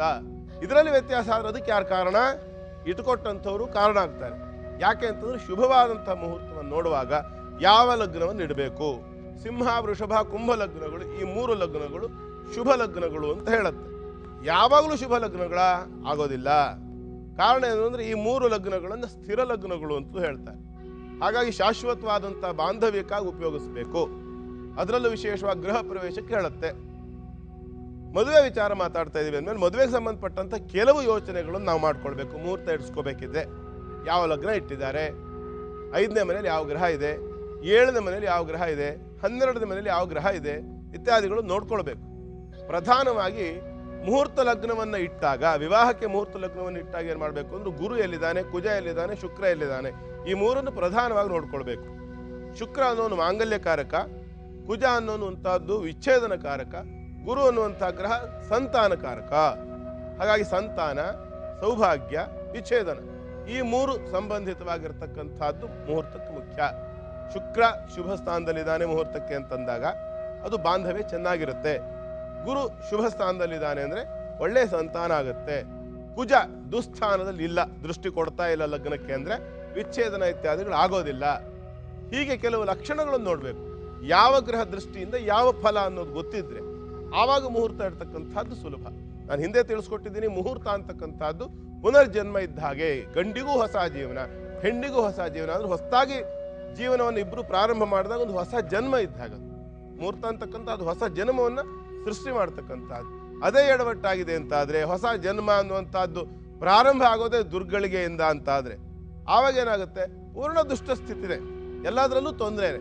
ಗಂಡ ಹೆಂಡತಿ ಮಧ್ಯ ವೈರುಧ್ಯ, ವೈಮನಸ್ಯ, ಕಿತ್ತಾಟ, ಜಗಳಗಳು, ಹಠ ಮಾಡೋದು, ಚಟ ಕಲಿಯೋದು ಇವೆಲ್ಲ ಪ್ರಾರಂಭ ಆಗುತ್ತೆ. ಒಂದಾದ್ರ ಮೇಲೆ ಒಂದೊಂದಾದ್ರ ಮೇಲೆ ಶುರುವಾಗುತ್ತೆ. ಮತ್ತೆ ಇಲ್ಲಿ ಬಹಳ ಮುಖ್ಯವಾಗಿ ನೆನ್ಪಿಟ್ಕೋಬೇಕಾದ್ದೇನು ಅಂತಂದ್ರೆ, ಹೆಣ್ಣು ಹಠ ಮಾಡಬಾರ್ದು, ಗಂಡು ಚಟ ಮಾಡಬಾರ್ದು ಅಂತೇಳಿ ಒಂದು ಗಾದೆ ಇದೆ. ಯಾವಾಗ ಹೆಣ್ಣು ಹಠ ಮಾಡೋದನ್ನ ಶುರು ಮಾಡ್ಕೊಂಡು ಅದನ್ನೇ ಮುಂದುವರ್ಸ್ಕೊಂಡು ಹೋಗ್ತಾಳೆ, ಆವಾಗ ಆ ಮನೆ ಅಂತಕ್ಕಂಥದ್ದು ತುಂಬ ಹಾಳಾಗ್ಬಿಡುತ್ತೆ. ಉದಾಹರಣೆಗೆ ಹೇಳಬೇಕು ಅಂತಂದ್ರೆ ಬಸವಣ್ಣನವರು ಒಂದು ವಚನ ನೆನಪಾಗುತ್ತೆ. ಏನಂತಂದ್ರೆ ಒಲೆ ಹೊತ್ತಿ ಉರಿದೊಡೆ ಉಳಿಯಬಹುದು, ಧರೆ ಹೊತ್ತಿ ಉರಿದಡೆ ಉಳಿಯಬಹುದೇನಯ್ಯ, ತಾಯ ಹಾಲು ವಿಷವಾಗಿ ಕೊಲುವೆಡೆ, ಬೇಲಿಯದ್ದು ಹೊಲವಮ್ಮೆಯ್ಮಡೆ, ನಾರಿ ತನ್ನ ಮನೆಯಲ್ಲೇ ಕಳುವಡೆ, ಈ ನಾರಿಗೆ ದೂರುವೆನಯ್ಯ ಕೂಡಲ ಸಂಗಮ ದೇವ ಅಂತ. ಹಾಗಾಗಿ ಹೆಣ್ಣು ಮಕ್ಕಳಿಗೆ ಪ್ರಾಶಸ್ತ್ಯ ಇದೆ ನಮ್ಮ ಸಮಾಜದಲ್ಲಿ. ಹೆಣ್ಣು ಮಕ್ಕಳಿಂದಲೇ ಜೀವನ, ಹೆಣ್ಣಿಂದಲೇ ಪ್ರಪಂಚ, ಹೆಣ್ಣೇ ಪ್ರಧಾನ, ಹೆಣ್ಣು ಕುಟುಂಬದ ಕಣ್ಣು ಇತ್ಯಾದಿ ಎಲ್ಲ ಹೇಳ್ತೇವಲ್ಲ. ಯಾಕೆ? ಆದ್ರಿಂದ ಹೆಣ್ಣು ಮಕ್ಕಳು ಬಹಳ ಮುಖ್ಯವಾಗಿ ಎಚ್ಚರಿಕೆಯನ್ನು ವಹಿಸಬೇಕು. ಅವ್ರ ಜೀವನದಲ್ಲಿ ಪ್ರತಿಯೊಂದು ಹೆಜ್ಜೆ ಅವರು ಇಡ್ತಕ್ಕಂಥದ್ದು ಎಷ್ಟು ಅಪಾಯಕಾರಿ ಅನ್ನೋದ್ರ ಬಗ್ಗೆ ಕಲ್ಪನೆ ಇರಬೇಕು. ಏನು ಮಾಡ್ತಿದ್ದೇನೆ, ಏನು ನನ್ನ ಕೆಲಸ, ಏನು ನಮ್ಮ ಸಂಪ್ರದಾಯ, ಏನು ನಮ್ಮ ಆಚಾರ, ಏನು ನಮ್ಮ ವಿಚಾರ, ಏನು ಪ್ರಚಾರ ಬೇಕು, ಯಾವುದು ಅಪಚಾರ ಆಗಬಾರ್ದು. ಹಾಗೆ ಆಚಾರ, ವಿಚಾರ, ಪ್ರಚಾರ, ಅಪಚಾರ, ಅನಾಚಾರ, ದುರಾಚಾರ ಇತ್ಯಾದಿ ಈ ಆಚಾರ ಇದು ಸರಿಯಾಗಿದ್ದ ಪಕ್ಷದಲ್ಲಿ ಉತ್ತಮವಾದಂಥ ಜೀವನ ಖಂಡಿತವಾಗಿ ಸಿಕ್ಕತ್ತೆ. ಇದಕ್ಕೆ ಮುಹೂರ್ತ ಪ್ರಧಾನ ಕಾರಣ ಆಗುತ್ತೆ. ಯಾವಾಗ ಮುಹೂರ್ತ ಲಗ್ನಕ್ಕೆ ದುಷ್ಟಗ್ರಹಗಳ ಯೋಗ ಇರೋದಿಲ್ಲ ಆವಾಗ ಶುಭ ಸ್ಥಿತಿ. ಯಾವಾಗ ಮುಹೂರ್ತ ಲಗ್ನಕ್ಕೆ ದುಷ್ಟಗ್ರಹಗಳ ಯೋಗ ಇರುತ್ತೆ ಆವಾಗ ದುಸ್ಥಿತಿ. ಹಾಗಂತ ದುಸ್ಥಿತಿ, ಶುಭ ಸ್ಥಿತಿ ಇತ್ಯಾದಿಗಳು ಇದ್ದರೂ ಸಹ, ಅಂದ್ರೆ ದುಸ್ಥಿತಿ ಇಲ್ಲದೇ ಇದ್ದಂತಹ ಸಂದರ್ಭದಲ್ಲಿ ಕೂಡ ಎಷ್ಟೋ ಸಾರಿ ಅದು ಮುರಿದು ಹೋಗ್ಬಿಡ್ಬಹುದು ಮದುವೆ. ಯಾಕೆ ಮುರಿದು ಹೋಗುತ್ತೆ ಅಂತಂದ್ರೆ ಶಾಸ್ತ್ರ ಸಂಪ್ರದಾಯಗಳನ್ನು ಸರಿಯಾಗಿ ಪಾಲನೆ ಮಾಡದೇ ಇದ್ದಾಗ. ಶಾಸ್ತ್ರದಲ್ಲಿ ಏನು ಹೇಳುತ್ತೆ ನಾವು ನೆನ್ಪಿಟ್ಕೊಳ್ಬೇಕು. ಒಂದು ಗಂಡನ್ನ ಹೆಣ್ಣನ್ನ ಹಸೆಮಣೆ ಮೇಲೆ ತಂದು ನಿಲ್ಲಿಸ್ತಾರೆ, ಎದುರುಗಡೆ ಅಂತರ್ಪಟ ಹಿಡಿತಾರೆ, ಎಲ್ಲ ಶಾಸ್ತ್ರಗಳು, ಸಂಪ್ರದಾಯ. ಒಂದೊಂದು ಕಡೆಯಲ್ಲಿ ಒಂದೊಂದು ಥರದ ಲೋಕಾಚಾರ ಇದೆ. ಆದ್ರೆ ಪ್ರಧಾನವಾದ ಘಟ್ಟ ಯಾವುದು ಮದುವೆಯಲ್ಲಿ? ಒಬ್ರು ಹೇಳ್ತಾರೆ ಹಾರ ಹಾಕೋದು ಪ್ರಧಾನವಾದ ಘಟ್ಟ, ಒಬ್ರು ಹೇಳ್ತಾರೆ ಧಾರೆ ಎರೆಯೋದು ಪ್ರಧಾನವಾದ ಘಟ್ಟ, ಇನ್ನೊಬ್ರು ಹೇಳ್ತಾರೆ ತಾಳಿ ಕಟ್ಟೋದೇ ಪ್ರಧಾನವಾದ ಘಟ್ಟ.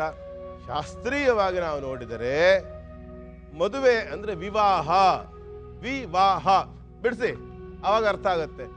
ವಾಹ ಅಂದ್ರೆ ಹೊರೋದು ಅಂತ, ವಾಹನ ಅಂತ ಹೇಳ್ತೀವಿ ನಾವು. ವಾಹ ಅಂತಂದ್ರೆ ಹೊರೋದು, ವಿವಾಹ ಅಂದ್ರೆ ವಿಶೇಷವಾಗಿ ಹೊರತಕ್ಕಂಥದ್ದು, ವಿಶೇಷವಾದಂಥ ಜವಾಬ್ದಾರಿಯನ್ನು ಹೊರೋದು, ವಿಶೇಷವಾದಂಥ ಕರ್ತವ್ಯವನ್ನು ಹೊರೋದು, ವಿಶೇಷವಾದಂಥ ಒಂದು ಜೀವನವನ್ನು ಹೊರೋದು ಅಂತ ಅರ್ಥ. ಜವಾಬ್ದಾರಿಯನ್ನು ಹೊರತಕ್ಕಂಥದ್ದು. ಗಂಡಿನ ಪೂರ್ಣ ಜವಾಬ್ದಾರಿ ಹೆಣ್ಣಿನ ಕೈಲಿರುತ್ತೆ, ಹೆಣ್ಣಿನ ಪೂರ್ಣ ಜವಾಬ್ದಾರಿ ಗಂಡಿನ ಕೈಲಿರುತ್ತೆ. ಯಾವಾಗ ಇದು ಹೊರೋದು? ಪರಸ್ಪರ ಕೈ ಜೋಡಿಸ್ಬೇಕು ಹೊರೋದಕ್ಕೆ, ಆವಾಗ ತಾನೇ ಸುಲಭ. ಈಗ ಒಂದು ಭಾರ, ಜೀವನ ಅನ್ನೋದೇ ಒಂದು ಭಾರ. ಈ ಭಾರ ಹೊರಬೇಕು ಅಂತಂದ್ರೆ ಗಂಡು ಒಬ್ಬನ ಹತ್ರ ಹೊರಲಿಕ್ಕೆ ಆಗ್ತದ್ಯಾ, ಅಥವಾ ಹೆಣ್ಣು ಒಬ್ಬನ ಹತ್ರ ಹೊರಲಿಕ್ಕೆ ಆಗ್ತದ್ಯಾ? ಇಲ್ಲ. ಪರಸ್ಪರ ಕೈ ಜೋಡಿಸ್ಕೊಂಡು ಭಾರವನ್ನು ಹೊರಬೇಕು. ಪರಸ್ಪರ ಕೈ ಜೋಡಿಸ್ಕೊಂಡು ಭಾರವನ್ನು ಹೊರಬೇಕು ಅಂತಂದ್ರ ಮೇಲೆ ವಾಹ ಹೊರಬೇಕು, ಜೋಡಿಸ್ಬೇಕು ಅಂದ್ರೆ ಕೈ ಕೈ ಹಿಡ್ಕೊಳ್ಬೇಕು.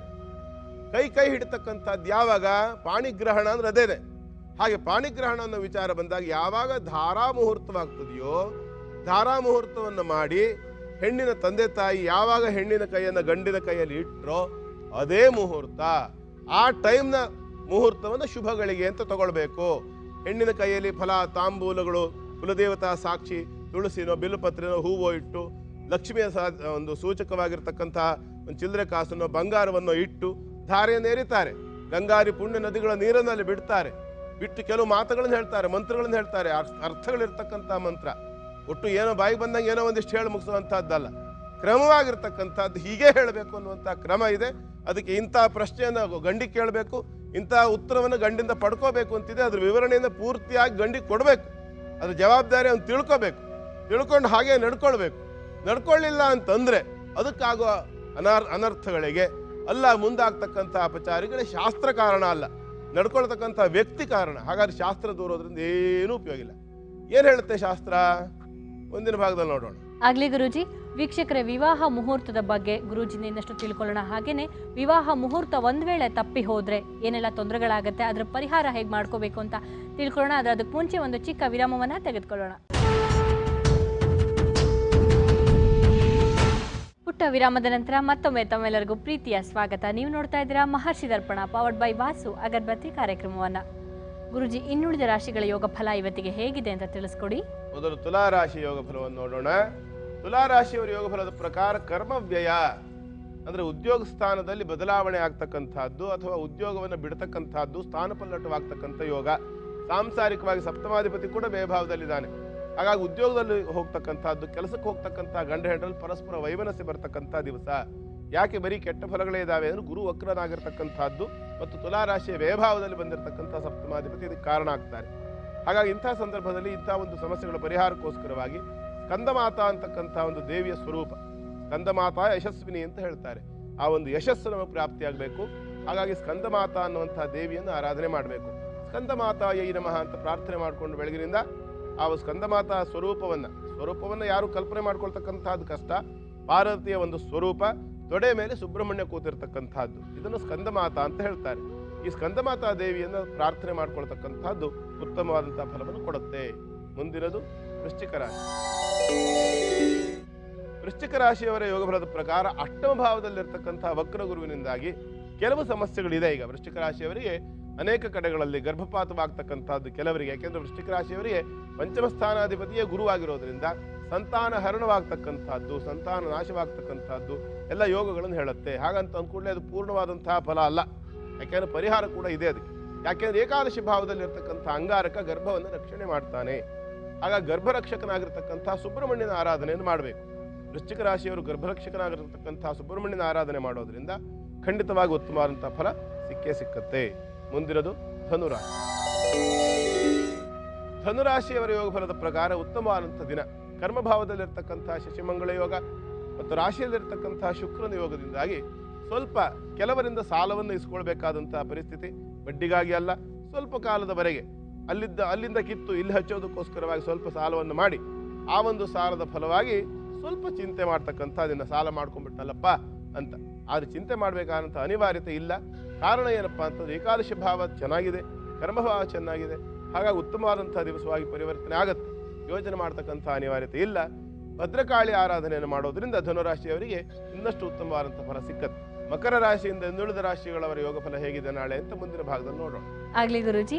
ವೀಕ್ಷಕರು, ನಮ್ಮ ಕಾರ್ಯಕ್ರಮಕ್ಕೆ ಸಾಕಷ್ಟು ಪತ್ರಗಳು ಬಂದಿದೆ. ಈ ದಿವಸ ಒಂದು ಪತ್ರವನ್ನ ಓದ್ತಾ ಇದ್ದೀನಿ. ಗುರೂಜಿ, ಪತ್ರ ಈ ರೀತಿಯಾಗಿದೆ. ಪೂಜ್ಯ ಗುರೂಜಿ ಅವರಿಗೆ ನನ್ನ ನಮಸ್ಕಾರಗಳು. ನನ್ನ ಹೆಸರು ದೇವಕಿ. ನಾನು ಮಂಗಳೂರಿನಿಂದ ಈ ಪತ್ರವನ್ನು ಬರಿತಾ ಇದ್ದೀನಿ. ನನ್ನ ವಯಸ್ಸು 53. ನಾನು ಸುವರ್ಣವಾಹಿನಿಯಲ್ಲಿ ಪ್ರಸಾರವಾಗುವ ನಿಮ್ಮ ಕಾರ್ಯಕ್ರಮವನ್ನು ತಪ್ಪದೆ ನೋಡ್ತೀನಿ. ಆದ್ದರಿಂದ ನನ್ನ ಸಮಸ್ಯೆಗೂ ಪರಿಹಾರ ಸಿಗಬಹುದು ಅನ್ನೋ ಆಸೆಯಿಂದ ಈ ಪತ್ರವನ್ನು ಬರಿತಾ ಇದ್ದೀನಿ. ನನಗೆ ನನ್ನ ಆರೋಗ್ಯದ ಸಮಸ್ಯೆ. ನಾನು ಕೆಲವು ವರ್ಷಗಳಿಂದ ಗ್ಯಾಸ್ಟ್ರಿಕ್ ಸಮಸ್ಯೆಯಿಂದ ಬಳಲುತ್ತಿದ್ದೇನೆ. ಇದಕ್ಕೆ ಕೆಲವು ಡಾಕ್ಟರ್ ಹತ್ರ ಔಷಧಿಗಳನ್ನು ತೆಗೆದುಕೊಂಡೆ, ಆದರೆ ಏನೂ ಪ್ರಯೋಜನ ಆಗಲಿಲ್ಲ. ಔಷಧಿ ತೆಗೆದುಕೊಂಡಾಗ ಇನ್ನೊಂದು ಕಾಯಿಲೆ ಹೆಚ್ಚಾದ ಹಾಗೆ ಆಗುತ್ತೆ. ಬಾಯಲ್ಲಿ ಹುಣ್ಣಾಗುತ್ತೆ. ಹಾಗೂ ನನಗೆ ಎಡಗಡೆ ಕೈ ಮತ್ತು ಕುತ್ತಿಗೆ ತನಕ ತುಂಬ ನೋವು ಇದೆ. ಈಗ 5 ತಿಂಗಳಿಂದ ನನ್ನ ಎಡಗಡೆ ಕಣ್ಣು ಕೂಡ ಕಾಣಿಸ್ತಾ ಇಲ್ಲ. ಬಹಳಷ್ಟು ಜನ ಡಾಕ್ಟರ್ ಹತ್ರ ಇದಕ್ಕೆ ಚಿಕಿತ್ಸೆನ ಪಡ್ಕೊಂಡ್ರೂ ಕೂಡ ನನ್ನ ಆರೋಗ್ಯ ಸುಧಾರಿಸಿಲ್ಲ. ಈ ಎಲ್ಲ ಕಾರಣದಿಂದ ಆರ್ಥಿಕ ಪರಿಸ್ಥಿತಿ ಕೂಡ ಸ್ವಲ್ಪ ಚೆನ್ನಾಗಿಲ್ಲ. ಎಷ್ಟೇ ದುಡಿದ್ರೂ ಎಲ್ಲ ಔಷಧಿಗೆ ಖರ್ಚಾಗ್ತಾ ಇದೆ. ಹಾಗೆಯೇ ನನ್ನ ಮಗನಿಗೆ ಕೂಡ ಸರಿಯಾದ ಉದ್ಯೋಗ ಇಲ್ಲ, ಜೊತೆಗೆ ಅವನಿಗೂ ಆರೋಗ್ಯ ಸಮಸ್ಯೆ ಕಾಡ್ತಾ ಇದೆ. ಅವನಿಗೆ 24 ವರ್ಷ ಗುರೂಜಿ. ನನ್ನ ಹಾಗೂ ನನ್ನ ಮಗನ ಒಂದು ಒಳ್ಳೆಯ ಆರೋಗ್ಯಕ್ಕೆ ದಯವಿಟ್ಟು ಸ್ವಲ್ಪ ಸಲಹೆಗಳನ್ನು ತಿಳಿಸ್ಕೊಡಿ ಅಂತ ಹೇಳಿ ದೇವಕಿ ಅವರು ಮಂಗಳೂರಿಂದ ಪತ್ರವನ್ನು ಬರೆದಿದ್ದಾರೆ. ದೇವಕಿಯವರೇ, ನಿಮ್ಮ ಈ ಪತ್ರವನ್ನು ನೋಡಿದಾಗ ನಮಗೆ ನಿಜವಾಗಲೂ ದುಃಖವಾಯಿತು. ಯಾಕೆ ಅಂತಂದರೆ ಜೀವನದಲ್ಲಿ ಆರೋಗ್ಯವೇ ಭಾಗ್ಯ ಅಂತ ಹೇಳ್ತಾರೆ. ಆರೋಗ್ಯದಲ್ಲಿ ಬಹಳ ತೊಂದರೆಯನ್ನು ಅನುಭವಿಸ್ತಾ ಇದ್ದೀರಾ. ಮಗನಿಗೆ ಸರಿಯಾದ ಉದ್ಯೋಗ ಇಲ್ಲ, ನಿಮ್ಮ ಆರೋಗ್ಯ ಸರಿ ಇಲ್ಲ, ಆರ್ಥಿಕವಾಗಿ ತೊಂದರೆ ಇದೆ, ಬಹಳ ದುಃಖವಾಗುತ್ತೆ. ಪ್ರಪಂಚದಲ್ಲಿ ಭಗವಂತ ಯಾಕೆ ಇಂಥ ಒಂದು ತೊಂದರೆಗಳನ್ನು ಜನರಿಗೆ ಕೊಡ್ತಾನೆ ಅನ್ನೋದೇ ನಮ್ಗೆ ಅರ್ಥವಾಗೋದಿಲ್ಲ. ಅವರವರ ಕರ್ಮ ಅವರವರು ಅನುಭವಿಸಲೇಬೇಕು, ಸರಿ. ಅವಶ್ಯಮೇವ ಭೋಕ್ತವ್ಯಂ ಕೃತಂ ಕರ್ಮ ಶುಭಾಶುಭಂ ಅಂತ ಹೇಳಿದ ಹಾಗೆ ಕರ್ಮಫಲ ಅನ್ನುವಂಥದ್ದನ್ನು ಪ್ರತಿಯೊಬ್ಬ ಮನುಷ್ಯ ಅನುಭವಿಸಲೇಬೇಕಾಗಿರ್ತಕ್ಕಂಥದ್ದು ಅನಿವಾರ್ಯ. ಅಂತೂ ನಿಮ್ಮ ಪ್ರಶ್ನೆ ಪರಿಹಾರವನ್ನು ಕರ್ಣಪಿಶಾಚಿನಿ ತಂತ್ರದಲ್ಲಿ ನೋಡಿ ತಿಳಿಸ್ತೀನಿ. ದೇವಕಿಯವರೇ, ಕರ್ಣಪಿಶಾಚಿನಿ ತಂತ್ರದಲ್ಲಿ ಬರ್ತಾ ಇರತಕ್ಕಂಥ ಪ್ರಕಾರ ನೋಡಿದಾಗ ನಿಮ್ಮ ಈ ಸಮಸ್ಯೆ ಕಾರಣ ಅಗ್ನಿದೋಷ ಅಥವಾ ಜ್ವಾಲಾದೋಷ ಅಂತಕ್ಕಂಥದ್ದು ಹೇಗೆ ಬಂತು ಅಂತ ಹೇಳಿದರೆ ಪೂರ್ವಜನ್ಮದ್ದು ಅಂತ ಗೊತ್ತಾಗ್ತಾ ಇದೆ. ಹಾಗಾಗಿ ಇದಕ್ಕೆ ಜ್ವಾಲಾದೋಷ ನಿವೃತ್ತಿಯನ್ನು ಮಾಡ್ಕೊಳ್ಬೇಕು. ಜ್ವಾಲಾದೋಷ ನಿವೃತ್ತಿಯನ್ನು ಮಾಡ್ಕೊಳ್ತಕ್ಕಂಥದ್ದು ಅಂತಂದರೆ ಸೌದೆ ಒಲೆ ಆಗಿರಬೇಕು, ಸ್ವಲ್ಪ ದೊಡ್ಡ ಪ್ರಮಾಣದಲ್ಲಿ ಅಗ್ನಿ ಉರಿತಕ್ಕಂಥ ಅವಕಾಶ ಇರಬೇಕು. ಇದರ ಪರಿಹಾರಕ್ಕೆ ಏನು ಮಾಡಬೇಕು ಅಂತಂದರೆ, ಜ್ವಾಲಾದೋಷ ಪರಿಹಾರಕ್ಕೆ ಏನು ಮಾಡಬೇಕು ಅಂತಂದರೆ, ಪ್ರತಿನಿತ್ಯ ಮಧ್ಯಾಹ್ನ ಊಟಕ್ಕಾಗಿ ಮಾಡ್ಕೊಂಡಿರ್ತಕ್ಕಂಥ ಅಡುಗೆಯಿಂದ ಸ್ವಲ್ಪ ಅನ್ನವನ್ನು ಪ್ರತ್ಯೇಕವಾಗಿ ತೆಗೆದಿಟ್ಕೊಂಡು ಅದಕ್ಕೆ ಸ್ವಲ್ಪ ಅರಿಶಿನ ಪುಡಿ ಮತ್ತು ಸ್ವಲ್ಪ ತುಪ್ಪವನ್ನು ಹಾಕಿ ಮತ್ತು ಆಕಳ ಹಾಲನ್ನು ಹಾಕಿ ಅದನ್ನು ಚೆನ್ನಾಗಿ ಕಲಿಸ್ಕೊಳ್ಬೇಕು. ಕಲಿಸ್ಕೊಂಡು 7 ತುತ್ತು ಅಗ್ನಿಗೆ ಕೊಡಬೇಕು. ಅಂದರೆ 7 ತುತ್ತಿನಷ್ಟು ಅನ್ನವನ್ನು ಅಗ್ನಿಗೆ ಹಾಕಬೇಕು, ಉರಿಬೇಕು. ಅದು ಪೂರ್ಣ ಭಸ್ಮವಾದ ನಂತರದಲ್ಲಿ ನೀವು ಊಟ ಮಾಡಬೇಕು. ಈ ರೀತಿಯಾಗಿ ಸುಮಾರು 7 ವಾರಗಳು ಮಾಡಬೇಕು. 7 ಮಂಗಳವಾರ ಮಾಡ್ತಕ್ಕಂಥದ್ದು ಬಹಳ ಒಳ್ಳೆಯದು. ಹಾಗಾಗಿ 7 ಮಂಗಳವಾರಗಳ ದಿವಸ ಈ ರೀತಿಯಾಗಿ ಹಾಕಬೇಕು. ಯಾಕೆಂದರೆ ಸಪ್ತಜಿಹ್ವ ಅಂತ ಹೇಳ್ತಾರೆ ಅಗ್ನಿಗೆ. ಸಪ್ತಜಿಹ್ವ ಅಂತೇಳಿ ಹೇಳಿರೋದ್ರಿಂದ 7 ತುತ್ತನ್ನು ಕೊಡಬೇಕು. ಒಂದೊಂದು ನಾಲಿಗೆಗೂ ಒಂದೊಂದು ತುತ್ತು. ಒಟ್ಟು ಅಗ್ನಿಗೆ 2 ಮುಖ, 4 ಕೋಡು, 3 ಕಾಲು, 7 ಕೈ ಮತ್ತು 7 ನಾಲಿಗೆ ಇರುತ್ತೆ ಅಂತ ಹೇಳುತ್ತೆ. ಹಾಗಾಗಿ 7 ನಾಲಿಗೆಗಳಿಗೂ ಒಂದೊಂದು ಆಹುತಿಯನ್ನು 7 ದಿವಸ ಕೊಡೋದ್ರಿಂದ ನಿಮ್ಮ ಸಂಪೂರ್ಣವಾಗಿರ್ತಕ್ಕಂಥ ಈ ಜ್ವಾಲಾದೋಷ ಅನ್ನುವಂಥದ್ದು ಪರಿಹಾರವಾಗುತ್ತೆ. ಜೊತೆಯಲ್ಲಿ ನಿಮ್ಮ ಉಷ್ಣ ಸಂಬಂಧ ಮತ್ತು ಗ್ಯಾಸ್ ವಾತ ಸಂಬಂಧ ಸಮಸ್ಯೆ ಕೂಡ ಖಂಡಿತವಾಗಿ ಪೂರ್ಣವಾಗಿ ಪರಿಹಾರವಾಗುತ್ತೆ. ಒಳ್ಳೆಯದಾಗುತ್ತೆ. ಧನ್ಯವಾದಗಳು ದೇವಕಿ ಅವರೇ, ನಮ್ಮ ಕಾರ್ಯಕ್ರಮಕ್ಕೆ ಪತ್ರವನ್ನು ಬರೆದಿದ್ದಕ್ಕಾಗಿ. ಸ್ನೇಹಿತರೆ, ನೀವು ಕೂಡ ಕಾರ್ಯಕ್ರಮಕ್ಕೆ ಪತ್ರವನ್ನು ಬರೀಬೇಕು ಅಂದರೆ ಕಾರ್ಯಕ್ರಮದ ಕೊನೆಯಲ್ಲಿ ನಮ್ಮ ವಾಹಿನಿಯ ವಿಳಾಸವನ್ನು ನಾವು ತೋರಿಸ್ತೀವಿ. ದಯವಿಟ್ಟು ಆ ವಿಳಾಸಕ್ಕೆ ನಿಮ್ಮ ಪತ್ರವನ್ನು ಬರೆದು ಕಳಿಸಿ. ಒಂದು ಪತ್ರದಲ್ಲಿ ಕೇವಲ ಒಬ್ಬರ ಬಗ್ಗೆ ಮಾತ್ರ ಪ್ರಶ್ನೆಯನ್ನು ಕೇಳಬೇಕು. ಈಗೊಂದು ವಿರಾಮದ ನಂತರ ಕಾರ್ಯಕ್ರಮ ಮುಂದುವರಿಯುತ್ತೆ. ವಿರಾಮದ ನಂತರ ಮತ್ತೊಮ್ಮೆ ತಮ್ಮೆಲ್ಲರಿಗೂ ಪ್ರೀತಿಯ ಸ್ವಾಗತ. ನೀವು ನೋಡ್ತಾ ಇದ್ದೀರಾ ಮಹರ್ಷಿ ದರ್ಪಣ ಪವರ್ಡ್ ಬೈ ವಾಸು ಅಗರಬತ್ತಿ ಕಾರ್ಯಕ್ರಮವನ್ನು. ವೀಕ್ಷಕರೇ, ದಿವ್ಯಾ ಅನ್ನೋರು ನಮ್ಮ ಕಾರ್ಯಕ್ರಮಕ್ಕೆ ಸಂದೇಶವನ್ನು ಕಳಿಸಿದ್ರು. ಅವರಿಗೆ ಕರೆಯನ್ನು ಮಾಡಿದ್ದೀವಿ. ಅವ್ರ ಸಮಸ್ಯೆ ಏನು ಅಂತ ಕೇಳೋಣ. ಹಲೋ. ನಮಸ್ತೆ ದಿವ್ಯಾ ಅವರೇ. ನಮಸ್ತೆ. ಯಾರ ಬಗ್ಗೆ ಪ್ರಶ್ನೆಯನ್ನ ಕೇಳಬೇಕಿತ್ತಮ್ಮ? ನಮ್ಮ ಯಜಮಾನ್ರ ಬಗ್ಗೆ ಕೇಳಬೇಕಾಗಿತ್ತು. ಅವ್ರ ಹೆಸರೇನಮ್ಮ? ರಾಜೇಶ್ ಅಂತ. ಎಷ್ಟು ವರ್ಷ ಅಮ್ಮ ಅವ್ರಿಗೆ? 27. ಗುರೂಜಿ ಇದಾರೆ, ಮಾತಾಡಿ ದಿವ್ಯಾ ಅವರೇ. ನನ್ನ ಹೆಸರು ದಿವ್ಯಾ ಅಂತ, ನಮ್ಮ ಯಜಮಾನ್ರ ಹೆಸರು ರಾಜೇಶ್ ಅಂತ. ಹೇಳಿಮ್ಮ, ಯಾವ ಊರಿನಿಂದ ಮಾತಾಡ್ತಿದ್ದೀರಮ್ಮ? ನಾವು ಬೆಂಗಳೂರು ಪರಪನಗರ. ಸರಿ, ಹೇಳಿಮ್ಮ, ಏನಮ್ಮ ಪ್ರಶ್ನೆ ನಿಮ್ದು? ನಮ್ಮ ಯಜಮಾನ್ರು ಸೆಂಟ್ರಿಂಗ್ ಕೆಲ್ಸಕ್ಕೆ ಹೋಗ್ತಾರೆ. ಸರಿ. ಎಷ್ಟು ದುಡಿದ್ರು ಆರ್ಥಿಕ ಸಮಸ್ಯೆ ತುಂಬಾ ಇದೆ. ಎಷ್ಟು ದುಡಿದ್ರು ಅಷ್ಟರಲ್ಲೇ ಇದೆ. ಸರಿ. ಅವ್ರಿಗೆ ಒಂದೇನಂದ್ರೆ ದುಡಿತಾರೆ, ಅಲ್ಲೇ ಎಲ್ಲಾರ್ಗು ಫ್ರೆಂಡ್ಸ್ಗೆ ಆತರ ಎಲ್ಲ ಕೊಟ್ಟು ಆಗ್ ಬಂದ್ಬಿಡ್ತಾರೆ. ಕೆಟ್ಟದೆಲ್ಲ ಏನಿಲ್ಲ, ಕುಡಿಯೋದೆಲ್ಲ ಏನಿಲ್ಲ. ಸರಿ, ಯಾರು ಕಷ್ಟದಲ್ಲಿದ್ದಾರೆ ಅಂತ ಗೊತ್ತಾ? ಕೇಳಿದ್ರೆ 100 ರೂಪಾಯಿ ಕೊಟ್ಟು ಬಂದ್ಬಿಡೋದು, ಆತರ ಎಲ್ಲ ಮಾಡ್ತಿದ್ದಾರೆ. ಅದಕ್ಕೆ ಇದಕ್ಕೇನಾದ್ರೂ ಮಾಡೋದು ಸ್ವಲ್ಪ. ಅಂದ್ರೆ ಏನಾಗಿದೆ ಇಲ್ಲಿ ಅಂದ್ರೆ, ನಿಮ್ಮ ಯಜಮಾನ್ರಿ ಜೀವನದ ಮೇಲೆ ಒಂದು ಗಂಭೀರವಾದ ಕಲ್ಪನೆ ಇಲ್ಲ. ಯಾಕೆ ಅಂತಂದ್ರೆ ಜೀವನ ಅಂದ್ರೆ ಎಷ್ಟು ಗಂಭೀರವಾಗಿರೋದು, ಜೀವನದಲ್ಲಿ ಎಷ್ಟು ಮುಖ್ಯವಾಗಿ ಹಣ ಬೇಕಾಗುತ್ತೆ. ಹೆಂಡತಿ ಮಕ್ಕಳನ್ನು ಸಾಕೋದಕ್ಕೆ, ಮಕ್ಕಳ ವಿದ್ಯಾಭ್ಯಾಸ, ಊಟ ತಿಂಡಿ ಇತ್ಯಾದಿಗಳಿಗೆಲ್ಲ ಬೇಕಲ್ಲ, ಬಟ್ಟೆ ಬರೆಗೆಲ್ಲ ದುಡ್ಡು ಬೇಕಲ್ಲ. ಅದೇ ಕೇಳಿದ್ರೆ ಆಗಷ್ಟೇ ಎಷ್ಟು ಬೇಕೋ ಅಷ್ಟು ಮಾತ್ರ ತಂದು ಕೊಡ್ತಾರೆ. ಮುಂದೆ ಇವತ್ತಿನ ದಿನ ಮಾತ್ರ ನೋಡ್ತಾರೆ, ನಾಳೆದೆಲ್ಲ ನೋಡೋದಿಲ್ಲ. ಅದಕ್ಕೆ ಪರಿಹಾರ. ಹಾಗಾಗಿ ಸಮಸ್ಯೆ ಬರೋದು. ಎಷ್ಟೋ ಸಾರಿ ಏನಾಗ್ಬಿಡುತ್ತೆ ಅಂದ್ರೆ ಇವತ್ತಿಂದ ಇವತ್ತು ನಡೆದ್ರೆ ಸಾಕು, ನಾಳೆ ಕತೆ ನಾಳೆ ನೋಡ್ಕೊಳ್ಳೋಣ ಅಂತ ಅನ್ಕೊಂಡ್ಬಿಡ್ತಾರೆ. ಅದು ನಾಳೆ ಅನ್ನುವಂಥದ್ದು ಇರುತ್ತಲ್ಲ, ಅದನ್ನ ಎದುರಿಸೋದು ಕಷ್ಟವಾಗ್ಬಿಡುತ್ತೆ. ಆಯ್ತು, ಯೋಚನೆ ಮಾಡಬೇಡಿಮ್ಮ. ನಿಮ್ಮ ಯಜಮಾನ್ರ ಈ ಒಂದು ಸ್ವಭಾವವನ್ನು ತಿದ್ದೋದಕ್ಕೆ ನೀವು ಪ್ರಯತ್ನ ಮಾಡಿದಿರ್ತಾನೆ, ಏನು ಉಪಯೋಗ ಆಗಿಲ್ಲ. ನಾನು ನಿಮಗೆ ಇದಕ್ಕೆ ಏನು ಮಾಡಬಹುದು ಅಂತ ಯೋಚನೆ ಮಾಡಿ ಜಲಾಂತರ ದರ್ಶನಿಯಲ್ಲಿ ನೋಡಿ ಪರಿಹಾರ ತಿಳಿಸ್ಕೊಡ್ತೀನಿ. ಅದೇ ರೀತಿ ಆಚರಣೆ ಮಾಡಿ, ಖಂಡಿತ ಒಳ್ಳೇದಾಗತ್ತೆ. ದಿವ್ಯಾ ಅವರೇ,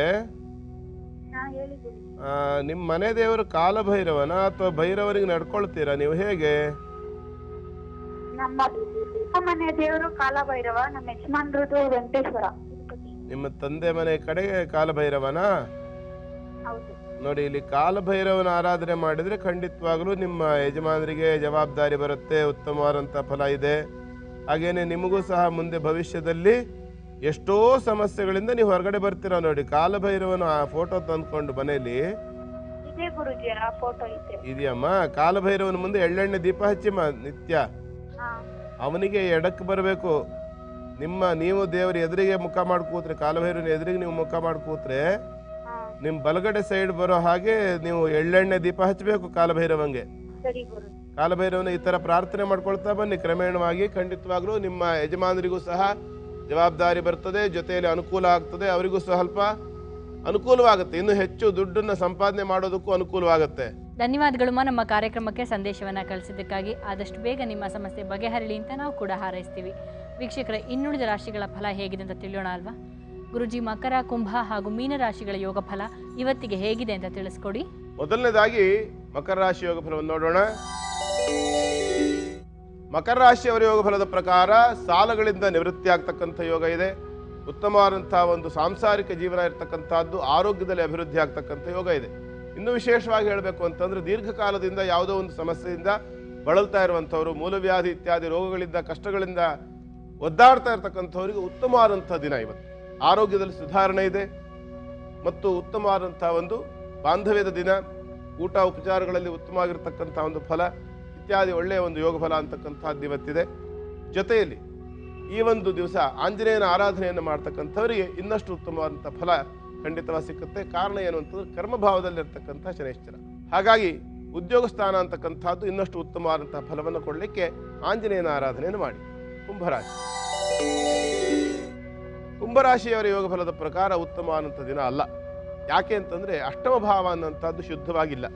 ಅಷ್ಟಮ ಭಾವದಲ್ಲಿ ಕ್ಷೀಣಚಂದ್ರನೂ ಇದ್ದಾನೆ, ಜೊತೆಯಲ್ಲಿ ಅಂಗಾರಕನೂ ಇದ್ದಾನೆ.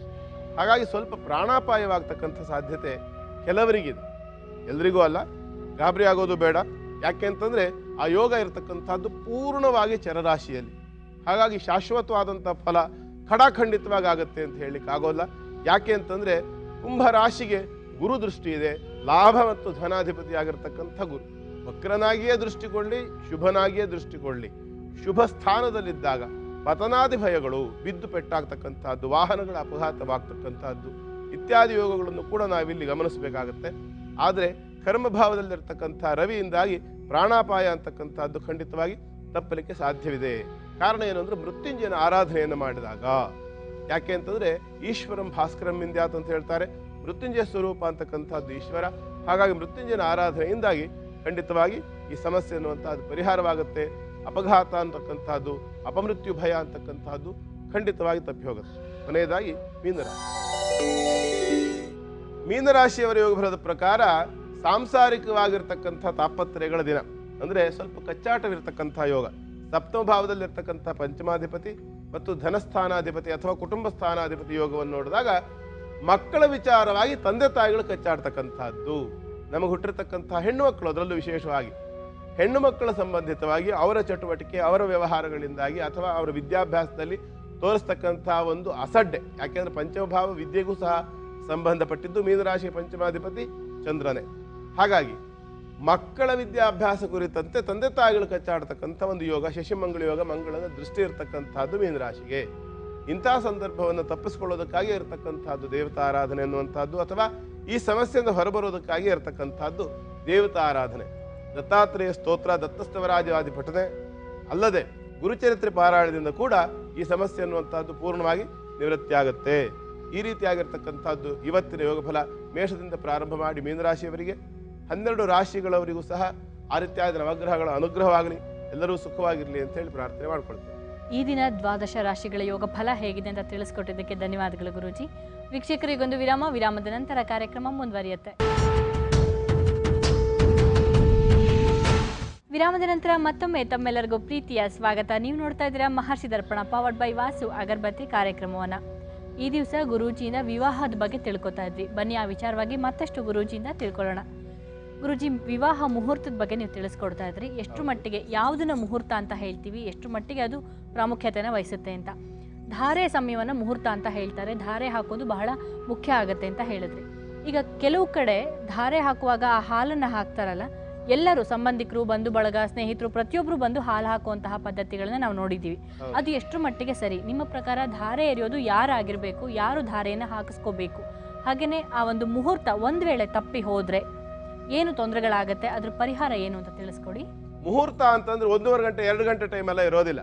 ಅತಿ ಹೆಚ್ಚು ಅಂತಂದ್ರೆ ವಾಸ್ತವಾಂಶ ಹೇಳೋದೇನಪ್ಪ ಅಂತಂದ್ರೆ ಕಣ್ಣನ್ನ ಹೀಗೆ ಮಾಮೂಲಿಯಂತೆ, ಅದು ನಾವು ಮುಚ್ಚಿಬಿಟ್ಟು ಮಾಡೋದಲ್ಲ. ಒಬ್ಬ ವ್ಯಕ್ತಿ 12 ಬಾರಿ ಕಣ್ಣು ಮುಚ್ಚಿ ಬಿಡ್ತಕ್ಕಂತಹ ಒಂದು ಸಮಯ ಏನಿದೆ ಅದನ್ನು ಮುಹೂರ್ತ ಅಂತ ಹೇಳಬೇಕು. ಅಷ್ಟೇ ಕಡಿಮೆ ಅವಧಿನ. ಹೌದು. ಒಂದು ಸಾರಿ ನಾವು ಹೀಗೆ ನೋಡ್ತಾ ಇದ್ದವರು ನಾರ್ಮಲ್ ಆಗಿ ಸಹಜವಾಗಿ ಕಣ್ಣು ಒಂದ್ಸರಿ ಮುಚ್ಚಿ ಬಿಡೋದಕ್ಕೆ ಏನು ಸಮಯ ಬೇಕೋ ಅದನ್ನು ನಿಮಿಷ ಅಂತಾರೆ. ಹೀಗೆ 12 ಸಾರಿ ಕಣ್ಣನ್ನ ಮುಚ್ಚಿ ಬಿಟ್ಟು ಮಾಡುವಂತಹದ್ದೇನಿದೆ ಅದನ್ನು ಮುಹೂರ್ತ ಅಂತಾರೆ. ಅಷ್ಟೇ. ಮುಹೂರ್ತ ಅಂತ ಅನ್ಕೊಳ್ಳಿ 1.5 ಗಂಟೆ 2 ಗಂಟೆ ಇರ್ತದೆ ಅಂತ. 1.5 ಗಂಟೆ ಎಷ್ಟು ಸಾರಿ ನಾವು ಕಣ್ಣು ಮುಚ್ಚಿ ಬಿಟ್ಟು ಮಾಡ್ತೀವಿ ಯೋಚನೆ ಮಾಡಿ. ನಾವು ಒಂದು ಸಾರಿ ಕಣ್ಣನ್ನ ಮುಚ್ಚಿ ಬಿಟ್ಟು ಮಾಡೋದು ನಿಮಿಷ ಏನಿದೆ ಅದನ್ನು 1 ನಿಮಿಷ ಅಂತ ಹೇಳ್ತಾರೆ. ನಿಮಿಷ ಅಂದ್ರೆ ಮುಚ್ಚಿ ಬಿಡೋದು ಅಂತ ಅರ್ಥ, ಮಿನಿಟ್ಸ್ ಅಲ್ಲ. ಅದು ಇಂಗ್ಲಿಷಲ್ಲಿ ಲೆಕ್ಕದಲ್ಲಿ 60 ಸೆಕೆಂಡ್ ಆಗಿರಬಹುದು. ಆದ್ರೆ 60 ಸೆಕೆಂಡ್ ಅಲ್ಲಿ ಕನಿಷ್ಠ ಅಂದ್ರೆ 4 ರಿಂದ 8 ಸಾರಿ ಒಂದು ಸಹಜವಾದ ಒಬ್ಬ ವ್ಯಕ್ತಿ ಕಣ್ಣನ್ನು ಮುಚ್ಚಿ ಬಿಟ್ಟು ಮಾಡ್ತಾನೆ. ಅಲ್ಲಿಗೆ 1 ನಿಮಿಷಕ್ಕೆ 8 ಸಾರಿ ಮಾಡ್ದ ಅಂದ್ರೆ 1.5 ನಿಮಿಷವನ್ನು ಒಂದು ಮುಹೂರ್ತ ಅನ್ಬೇಕಾಗತ್ತೆ.